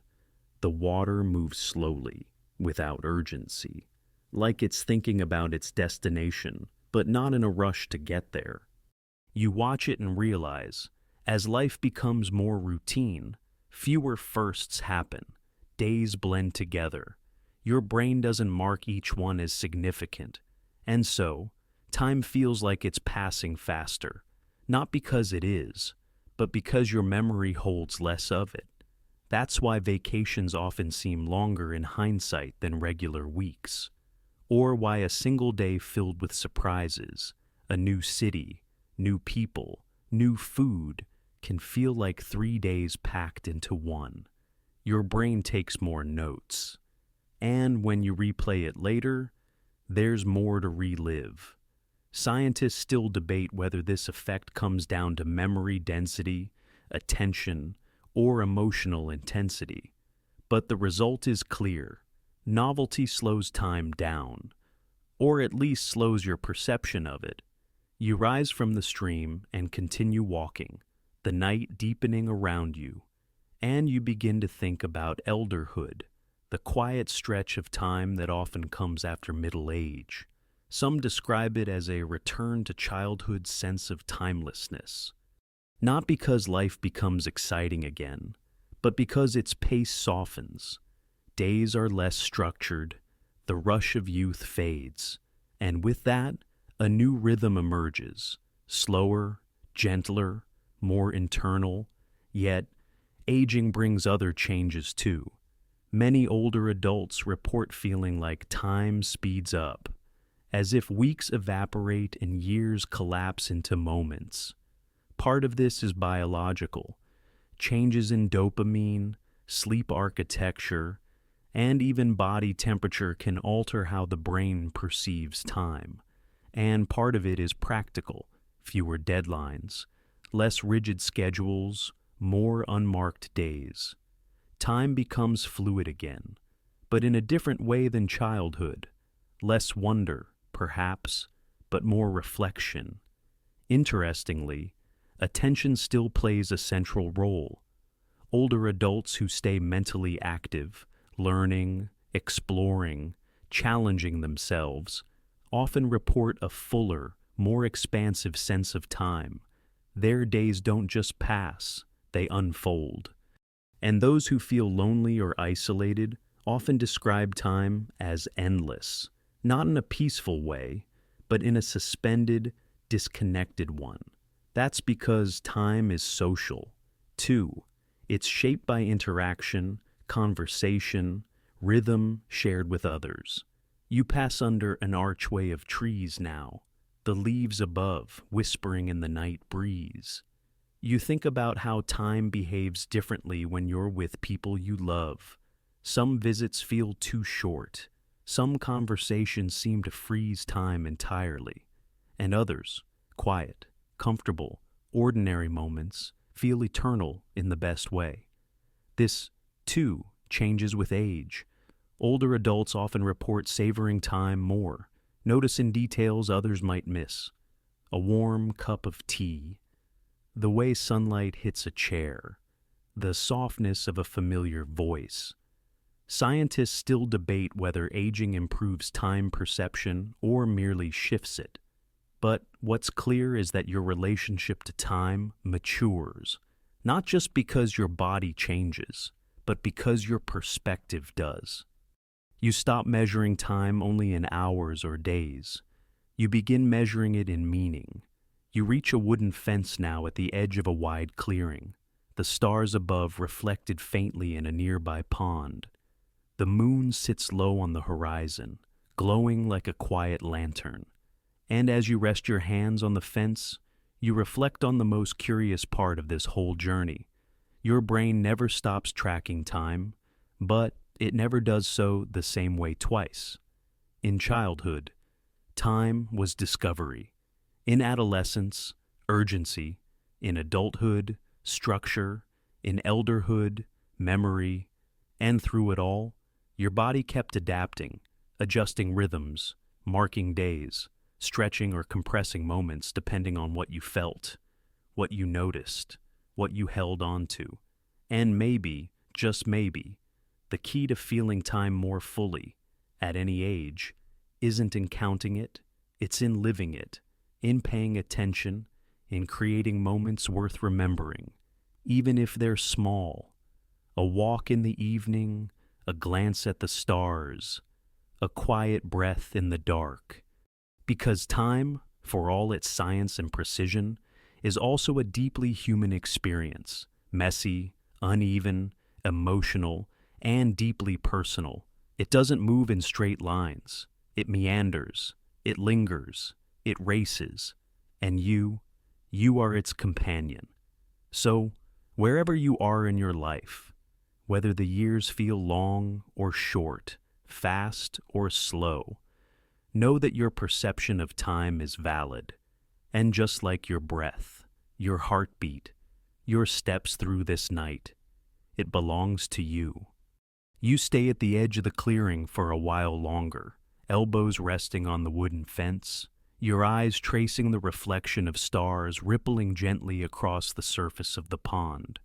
There's no rush here, no task waiting, and in that stillness, your mind turns to something quietly profound, the question of whether your sense of time can be sharpened, trained like a muscle, honed like an instrument.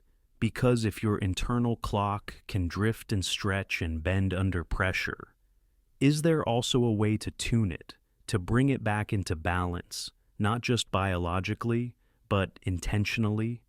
The short answer is yes, but like everything with time, it's subtle. Tonight, you're going to explore the ways in which humans, from athletes to musicians to monks, have learned to refine their inner timing, not just to survive the day, but to perform, to focus, to be present in the moment with astonishing clarity. Because your time perception isn't fixed, it's responsive. And with the right conditions, it can become a finely tuned sense, one that doesn't just follow the rhythm of the day, but sets its own. You begin walking again, slowly, down a narrow trail bordered by tall grass. Each step lands with soft rhythm. 1, 2, 3, and already something is happening. You're noticing the pattern. you're feeling the regularity of your own movement. This awareness of repetition, of interval, is one of the earliest ways humans began to perceive time. Think of a drummer, not a modern one with a digital metronome in their ear, but someone sitting around a fire thousands of years ago, beating a steady rhythm into the night.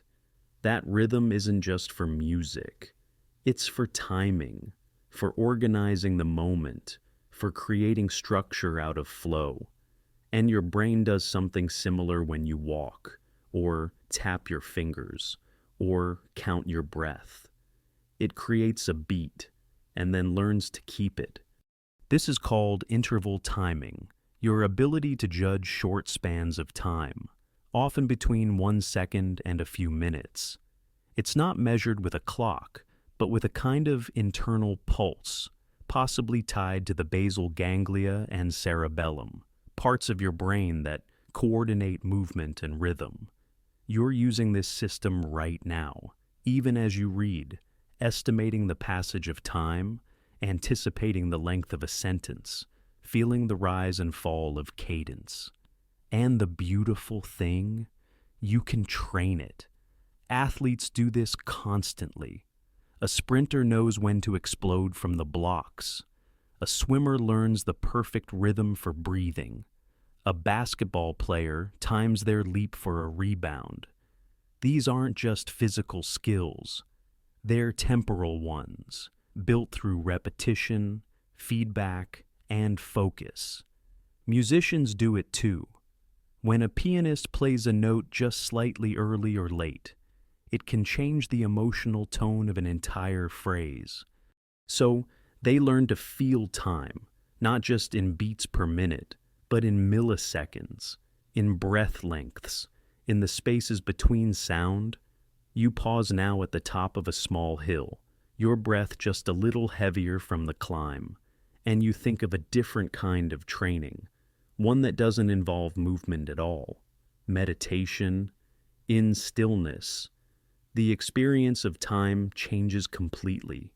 Monks, mindfulness practitioners, and those who engage in deep contemplation often report a slowing of time, not because the world outside has changed, but because their awareness of the present has deepened. When you sit in silence, watching your breath, or simply observing thought, you begin to feel each moment more fully. And as a result, those moments seem to stretch. Scientists still debate exactly why this happens. Some believe it's tied to reduced stimulus. When there's less input, the brain slows down. Others suggest it's about neuroplasticity, that the brain learns to process the flow of time differently when you repeatedly bring attention to it. Whatever the mechanism, the effect is consistent. People who regularly meditate tend to report greater awareness of time and more control over their response to it. You take a deep breath now, counting it silently. Inhale, 1, 2, 3. Hold, 1, 2. Exhale, 1, 2, 3, 4. That simple act, counting your breath, is one of the oldest timing tools in human history. Before watches, before calendars, before even sundials, humans used the body to mark time. Heartbeats, footsteps, breath cycles, and we still do, even if we don't notice it. The truth is, your internal timing systems are remarkably sensitive. You can feel the difference between half a second and 1 second without ever looking at a clock. You can tell when music is slightly offbeat. You can anticipate the punchline of a joke. All of these require a refined sense of temporal precision, one that you can improve with practice. There are even therapies and training programs designed to enhance this. In physical rehabilitation, patients often work on rhythmic movements to restore motor control. In cognitive training, time tasks help sharpen focus and working memory. Some researchers even believe that improving internal timing could help with attention disorders, anxiety, and sleep disturbances. You descend the other side of the hill now, where the path curves around a quiet glade. The moonlight casts soft reflections on a still puddle nearby, and in the hush of that moment, you begin to understand something important. Training your sense of time isn't about control, it's about awareness. It's about noticing the rhythm you already live within and choosing to feel it more deeply. You don't need a stopwatch to become more attuned. You need space, stillness, curiosity, the willingness to ask, what does this moment feel like? How long is it, really? What happens if I give it my full attention? And slowly, over time, your body learns. Your brain sharpens. You begin to sense the length of a pause, the fullness of a breath, the silence between sounds. And when you do, time begins to feel less like something you chase and more like something you inhabit. Scientists still debate whether humans have a master clock for short-term timing, or whether we use distributed networks, multiple brain systems working together like instruments in a band. But what they agree on is this: time perception is plastic. It can change, it can be trained, and with even small, quiet efforts, you can begin to feel it more clearly. So, as you sit in this quiet clearing, the night deep and soft around you, remember this: you are already a timekeeper. Every breath, every heartbeat, every step is a measure of time you carry without effort. And by noticing it, by honoring it, you begin to return to a rhythm that has always belonged to you, not the speed of schedules or the pressure of alarms, but the deep, gentle timing of being alive. You remain in the clearing a little longer, your body still and your breath steady, as if the quiet itself has become a blanket. There's something about the night that makes reflection come easier. Thoughts slow down, distractions fade, and the questions you've been carrying all day start to whisper their way to the surface. And maybe, in that silence, you're ready to ask one of the biggest questions of all. Is time even real? Or is it something your mind creates? A story you tell yourself, second by second, just to make sense of being here? It's a bold question, one that scientists and philosophers have been chasing for centuries, because time feels real. You live by it. You measure your days, your aging, your memories, your milestones. You feel its passing in your bones. But when you start to pull at the threads, when you look closely at how time behaves in the universe, in your body, and in your mind, the idea of time starts to unravel. You begin walking again, slowly, as if your steps themselves are part of the question. What is it, really, that you're walking through? Is time a river, a line, a loop, a ticking metronome in the sky, or something softer, more like fog than thread? Let's begin where most questions about time begin. Physics. According to the equations of classical physics, time is a constant, something that moves steadily forward, always in one direction, like a ruler stretched across the universe. This is the version of time you learn in school: 60 seconds in a minute, 60 minutes in an hour, always ticking forward at the same pace. But then came Einstein. When Albert Einstein introduced his theory of relativity, he showed that time isn't a fixed backdrop. It's woven into space itself, part of a fabric called space-time.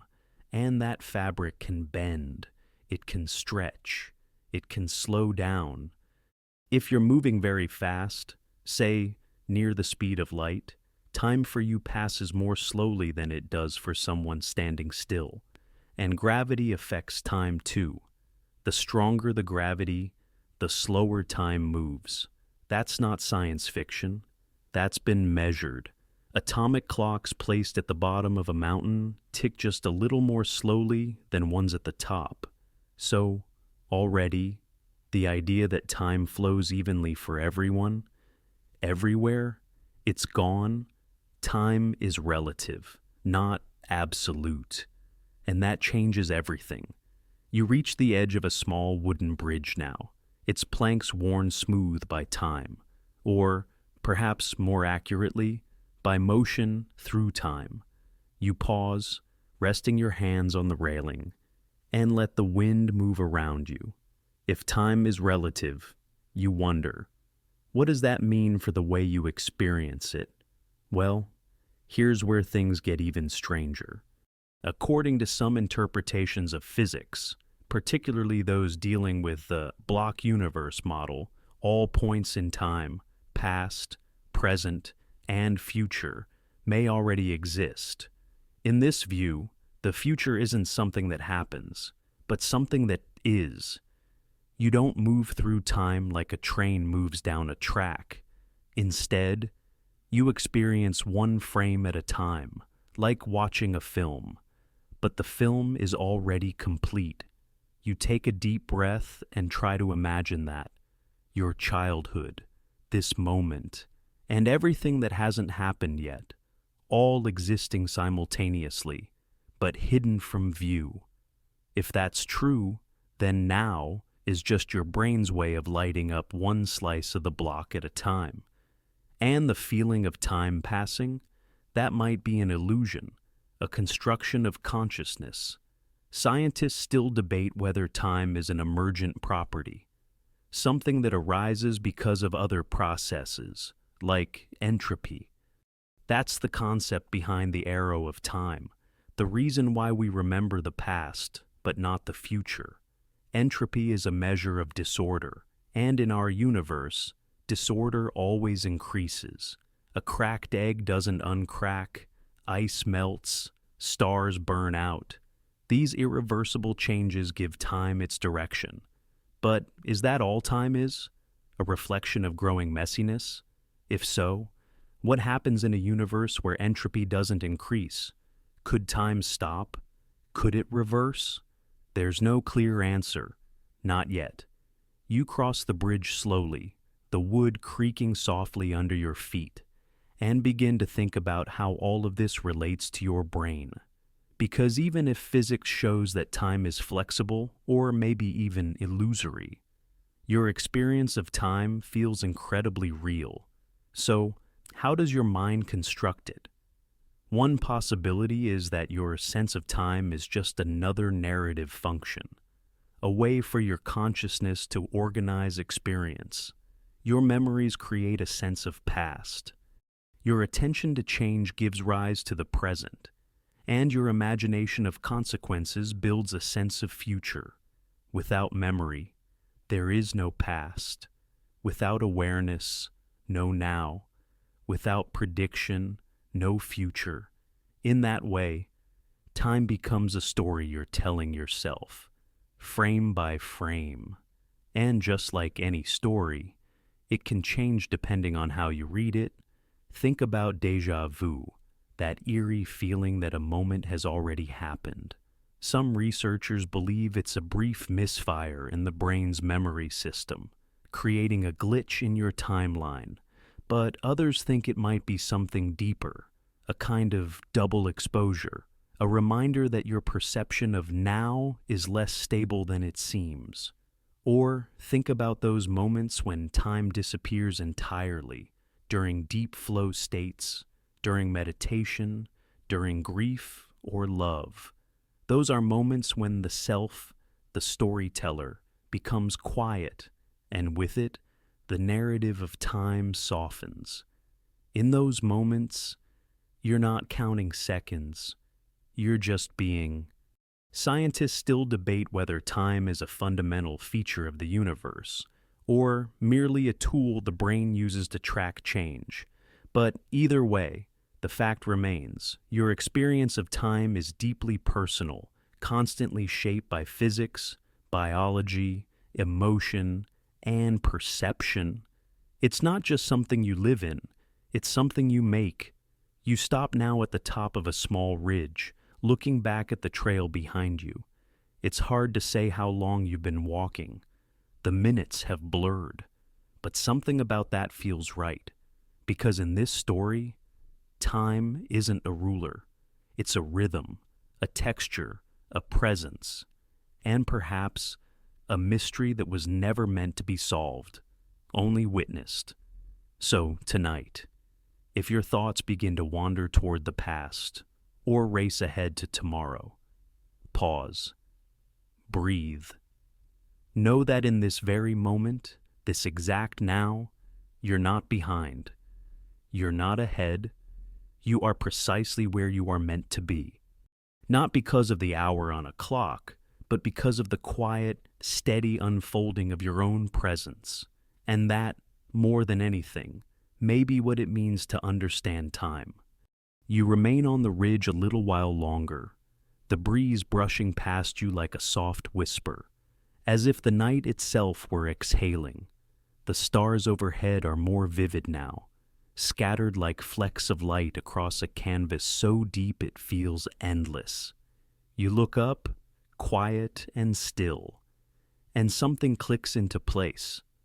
While you've spent this journey thinking about how your brain and body experience time, there's another sense you've yet to explore, a more subtle, sometimes involuntary keeper of time that has the power to transport you instantly.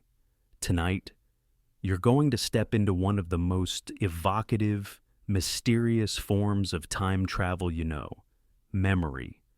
Because your memories aren't stored in some neat, chronological row of boxes. They don't sit in labeled drawers, waiting to be accessed like files on a hard drive.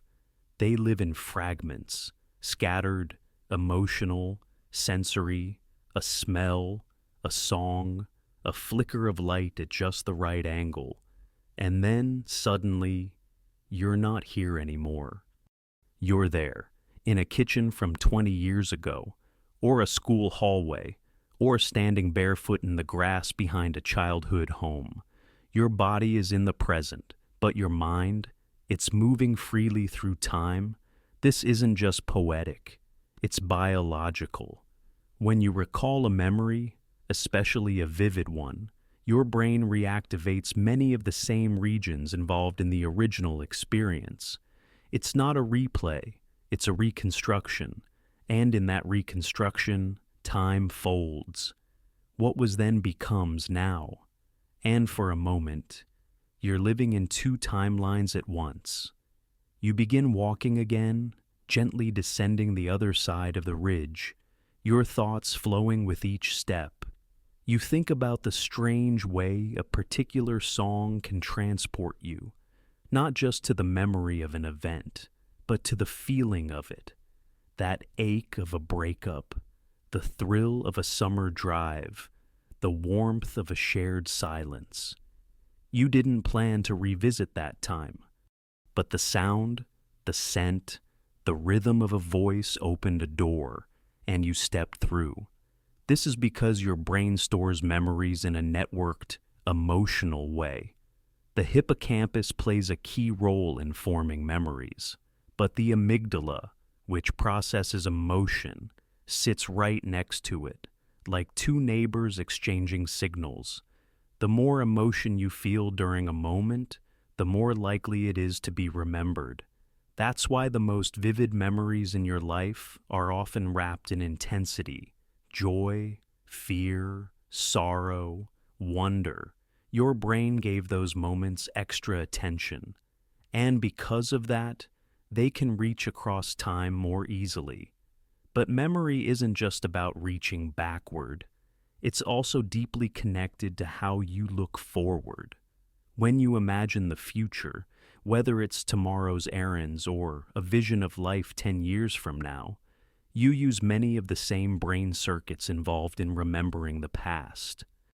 The process is called mental time travel, and it's one of the things that makes your brain so astonishingly human. Scientists still debate whether this ability evolved primarily for reflection or prediction. But either way, it shows that memory and imagination are not opposites. They're dance partners. You remember in order to simulate, to plan, to prepare. And when your memory is disrupted by trauma, by illness, by aging, your sense of the future often falters too. The timeline loses its shape. You reach a wooden gate now, old and quiet, its hinges moaning softly as you open it. On the other side is a meadow bathed in silver light. You step through and pause. For a moment, everything feels familiar. Though you've never stood here before, it reminds you of somewhere. And that's another part of memory. Pattern recognition.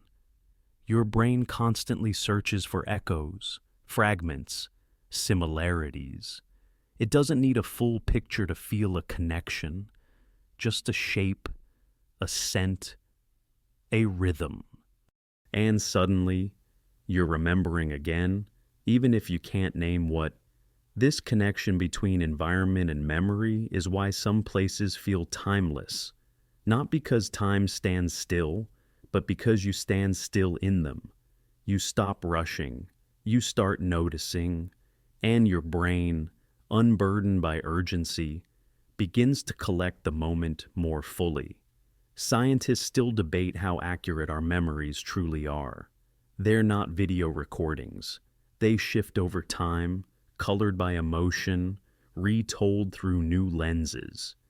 But their inaccuracy doesn't make them less meaningful. Sometimes the truth of a memory isn't in its details. It's in its feeling, the way it shaped you, the way it still hums beneath your everyday life.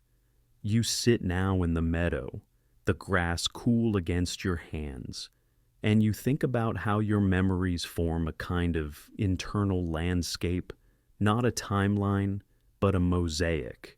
Some moments shine brighter than others. Some are sharp. Some are soft. Some are so quiet you forget they're there until something, a whisper of a breeze, a distant laugh, brings them back. And then there are the rituals, the things you do over and over again that anchor memory to time, the holidays, the routines, the birthday cakes and bedtime stories. These are memory's time signatures. They give structure to the years. They create reference points in the blur. They help you say, that happened then, this is now. But memory is more than just personal. It's collective, too. Family stories passed down, traditions shared, historical moments remembered not because you lived them, but because they were told to you.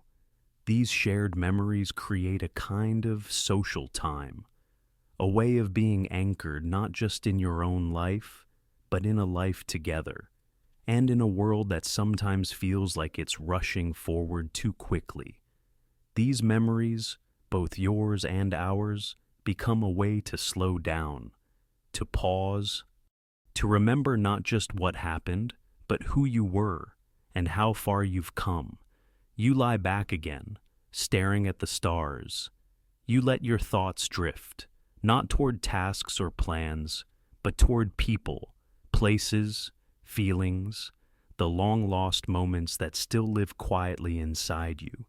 They are not gone.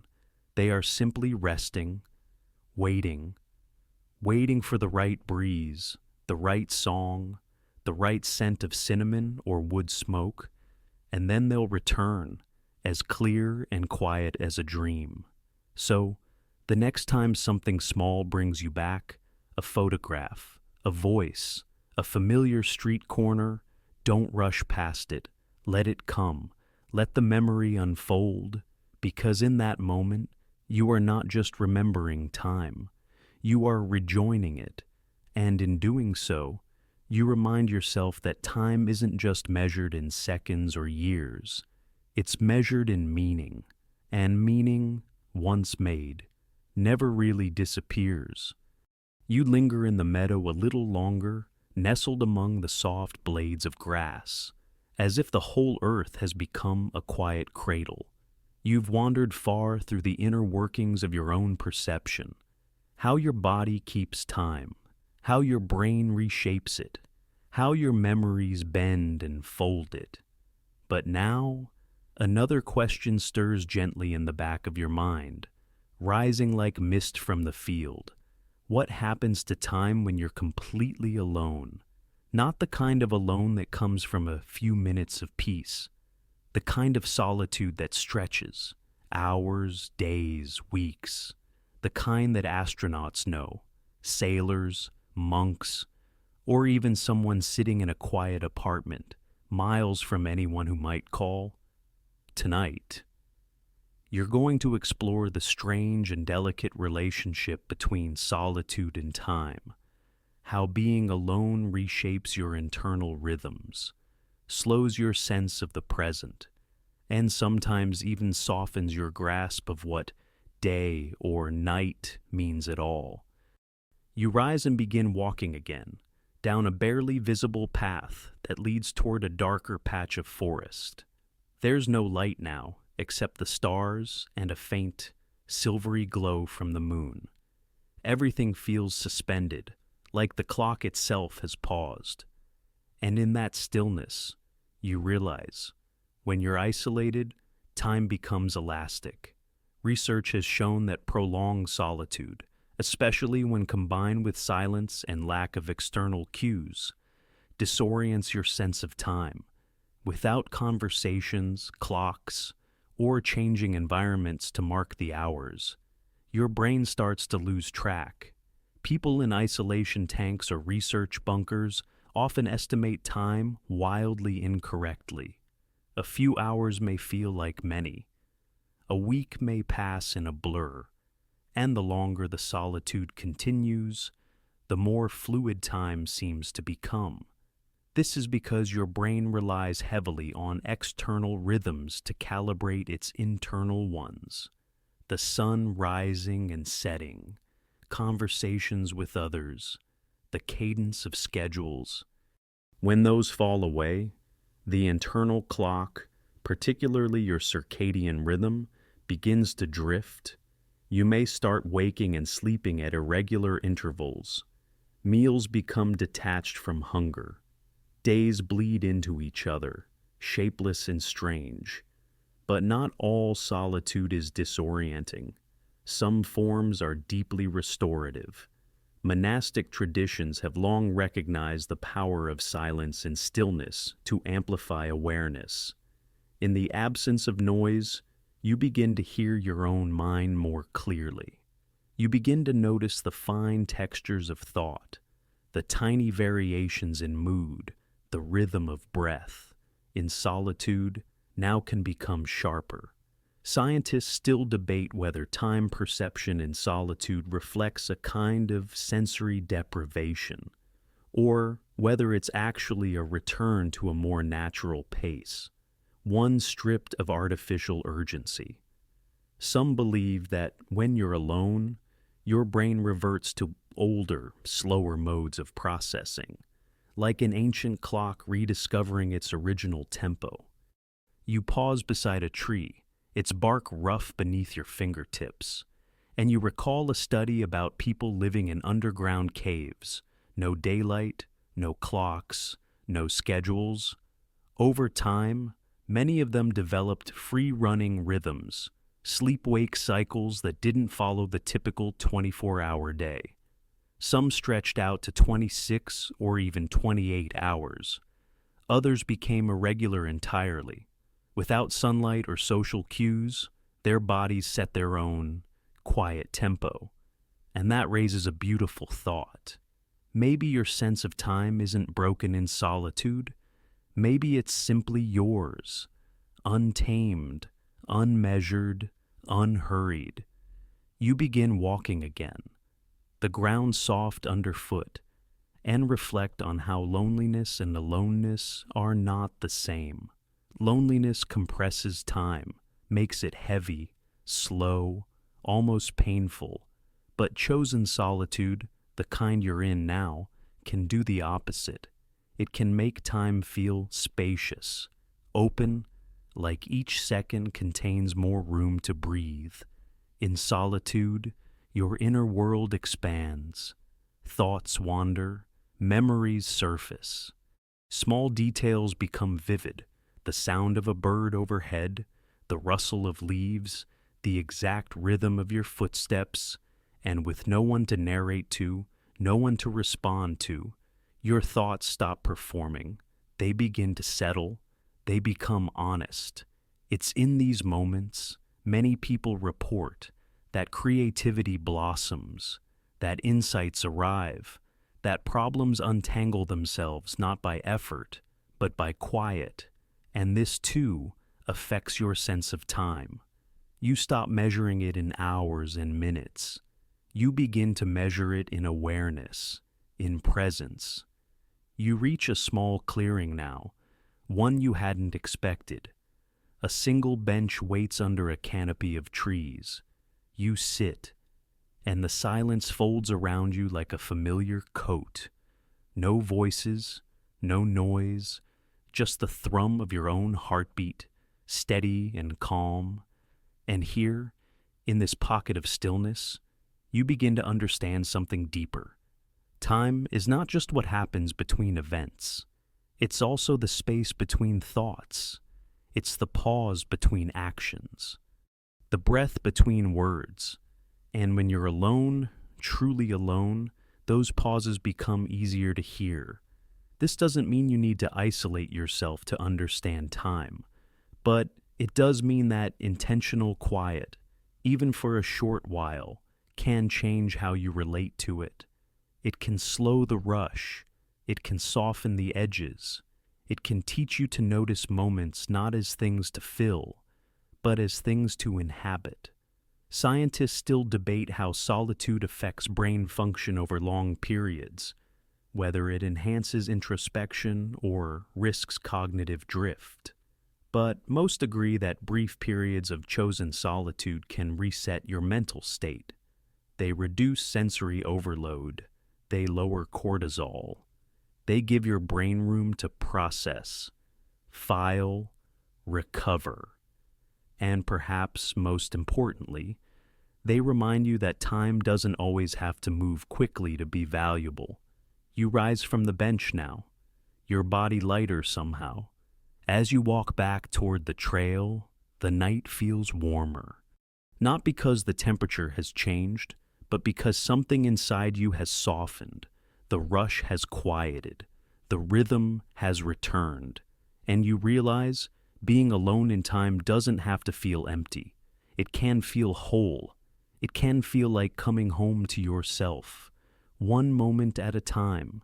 So, the next time the world becomes too loud, or the minutes too full, you might remember this place, not the exact trail or bench, but the feeling of it, the quiet, the breath, the way time stretched out like a soft ribbon and waited for you to catch up.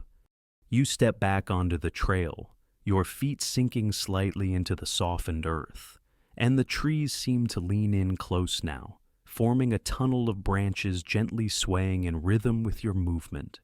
The night is still kind, still cradling you in its quiet presence.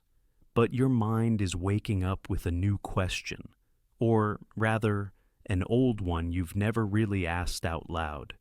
Do animals experience time the way we do? It's a strange thought at first. You've grown used to thinking of time in human terms, alarms and schedules, nostalgia and memory, clocks ticking down the hall. But as you move forward beneath the stars, you realize every living thing dances with time in its own way. Tonight, you're going to follow some of those creatures and explore how non-human animals perceive, measure, and respond to time, not with watches, but with instincts, rhythms, and ancient internal cues. You stop as a cricket chirps nearby, its song part of the night's quiet orchestra. For that little insect, time is a matter of temperature, literally, Crickets chirp faster when it's warm and slower when it's cold, a kind of thermometer clock that humans have actually used to estimate outdoor temperatures. It's called Dolbear's Law. And it's just one example of how animals embody time not as something abstract, but as something they live. As you move forward again, a faint rustle in the underbrush makes you think of nocturnal animals, creatures whose lives are shaped by the cycle of light and dark.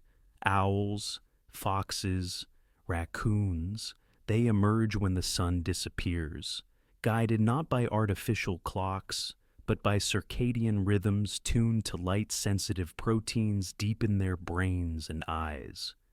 Just like humans, they have internal clocks, but their timekeeping is oriented entirely around survival: when to hunt, when to hide, when to rest. And unlike humans, they don't try to override these signals. They follow them with elegance. You step around a low branch and imagine a creature moving across vast distances. A bird, maybe, or a sea turtle. Migratory animals display some of the most extraordinary relationships with time. Arctic terns travel from one end of the earth to the other, chasing summer across hemispheres. Monarch butterflies make multi-generational migrations, each generation moving a portion of the journey as if guided by a map built into their cells.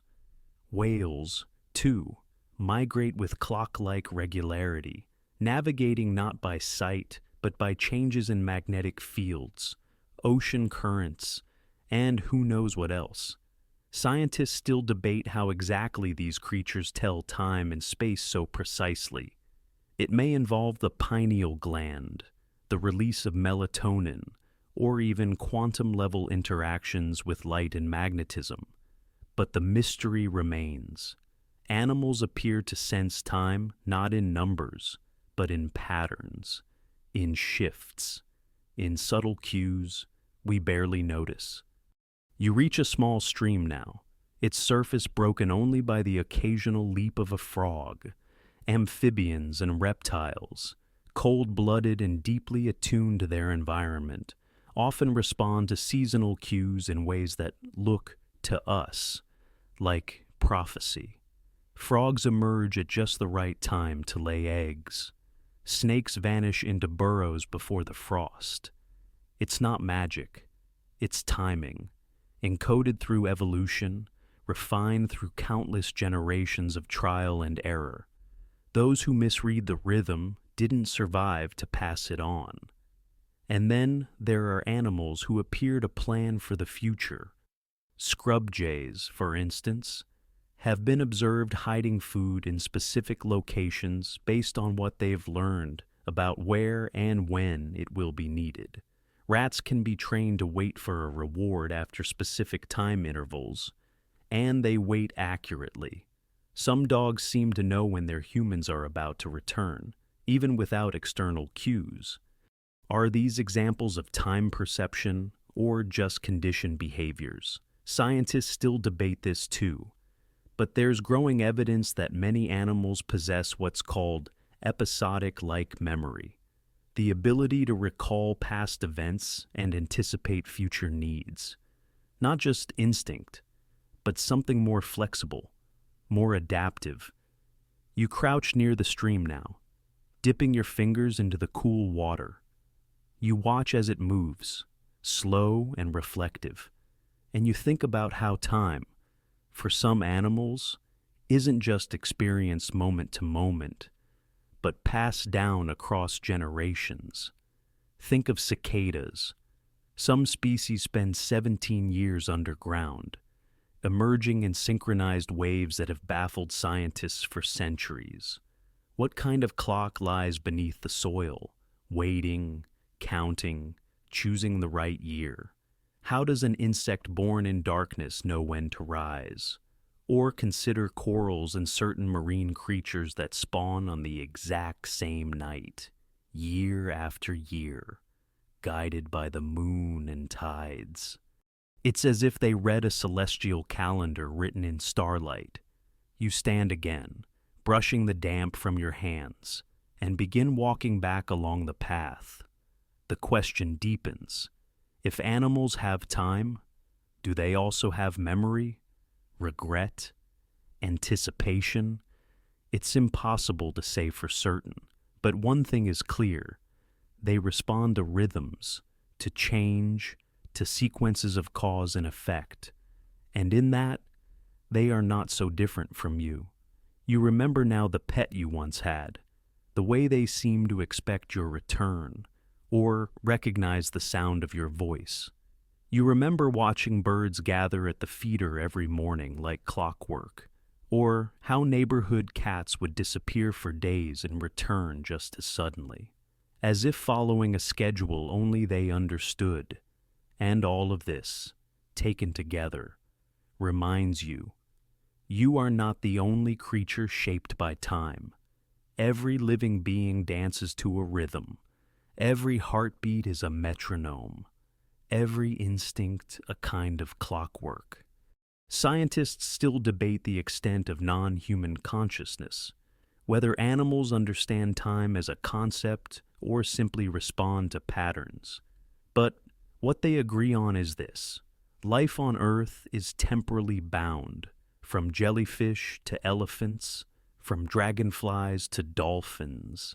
Every creature lives in relationship to the passage of time, even if they don't measure it the way humans do. And perhaps that's the key. Maybe the goal isn't to dominate time, or even to define it.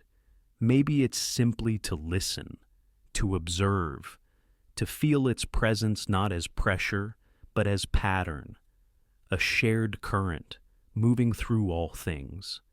You reach the edge of the woods now, the stars still above you, the trail winding gently forward. And as you walk, you carry with you a quiet wonder, the awareness that you are part of a world where time lives not just in clocks and calendars, but in wings and whiskers and waves. The stars are beginning to drift westward now, pulling the sky slowly with them. You stay on the path, your footsteps quiet, steady, as the world turns gently beneath you. You've followed time through your own breath and heartbeat, across ancient sundials and modern circuits, through silence and sound, memory and movement. But tonight, before the story closes, there's one last place to wander, the farthest corner of time's shadow, the question of whether time is even real. You pause where the trail narrows between two leaning trees, their trunks worn smooth by wind and time itself. This isn't a question with easy answers, and scientists, philosophers, and poets alike have wrestled with it for centuries. Still, there's something quietly thrilling about asking, is time a fundamental part of the universe, or just a clever trick your brain plays to make sense of change? To begin, you need to return to the basics. In physics, time is usually treated as a dimension, like space. In fact, space and time are often merged into a single concept, space-time. Einstein's theories showed us that time isn't constant. It stretches and warps depending on gravity and motion. Time slows down near massive objects. It ticks faster on satellites than on Earth's surface. That alone is enough to make your head spin, or at least your wristwatch go out of sync. But even more bizarre are the implications of quantum mechanics, where particles seem to jump, teleport, and entangle without any clear timeline. Some interpretations suggest that the deepest layers of reality, the very fabric of the universe, don't require time at all. That's right, the laws of physics may be timeless. So, where does your sense of now come from? You keep walking, and the forest opens just slightly into a glen washed in silver moonlight. You imagine for a moment that you're standing not in space, but in time itself, a flowing current, and you're floating downstream. But others say that's not quite right. Time might not flow at all. It might be static, like a landscape we travel through, or even an illusion, stitched together by your brain, interpreting change as a sequence. That's where psychology steps in. Your experience of time, this unfolding present, this sense of before and after, is thought to be constructed by your brain. Certain neurons fire in patterns that correlate with durations. Your hippocampus records sequences of events. Your memory creates a narrative, and in doing so, gives you the illusion of movement through time. You feel like you're riding a train, but perhaps you're just watching a slideshow, or reading a book, one page at a time. Some neuroscientists even propose that what you perceive as time is really your brain predicting change and updating awareness. In this view, the past isn't back there, and the future isn't up ahead. They're both constructs, mental models that help you make sense of what's happening now. Your past is a memory trace. Your future is a forecast. Only now is truly sensed, and even that now might be a half-second delayed. You sit on a fallen log, the bark flaking under your hands, and you let that idea settle. Time, this thing you structure your entire life around, could be a mental habit, a survival tool, an evolved sense, not unlike hearing or smell, one that helps you react, plan, communicate. But just as a bat hears ultrasound, you never will, or a bee sees ultraviolet. Maybe time as you experience it is only a tiny slice of what really exists. And yet, you feel it. You carry its weight. You look at old photos and ache. You anticipate birthdays. You count seconds under your breath. Whether time is real or imagined, its effect on your heart and mind is undeniable. Still, scientists haven't given up on figuring it out. Some researchers believe time emerges from entropy, the tendency of systems to move from order to disorder. This arrow of time only points forward because the universe is moving toward more randomness. Others explore theories like loop quantum gravity, where time doesn't exist at all in the equations describing space at the tiniest scales. Instead, they argue, time arises only when particles interact, like music coming from plucked strings. Scientists still debate whether time is fundamental, or just a convenient lens we use to view reality.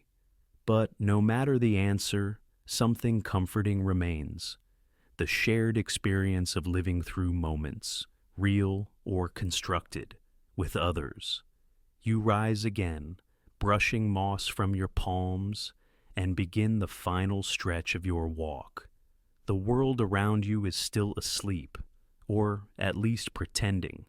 The crickets have slowed, the breeze has faded, and your own breath now feels synchronized with something larger, not a clock, but a cadence, a presence, a rhythm of awareness.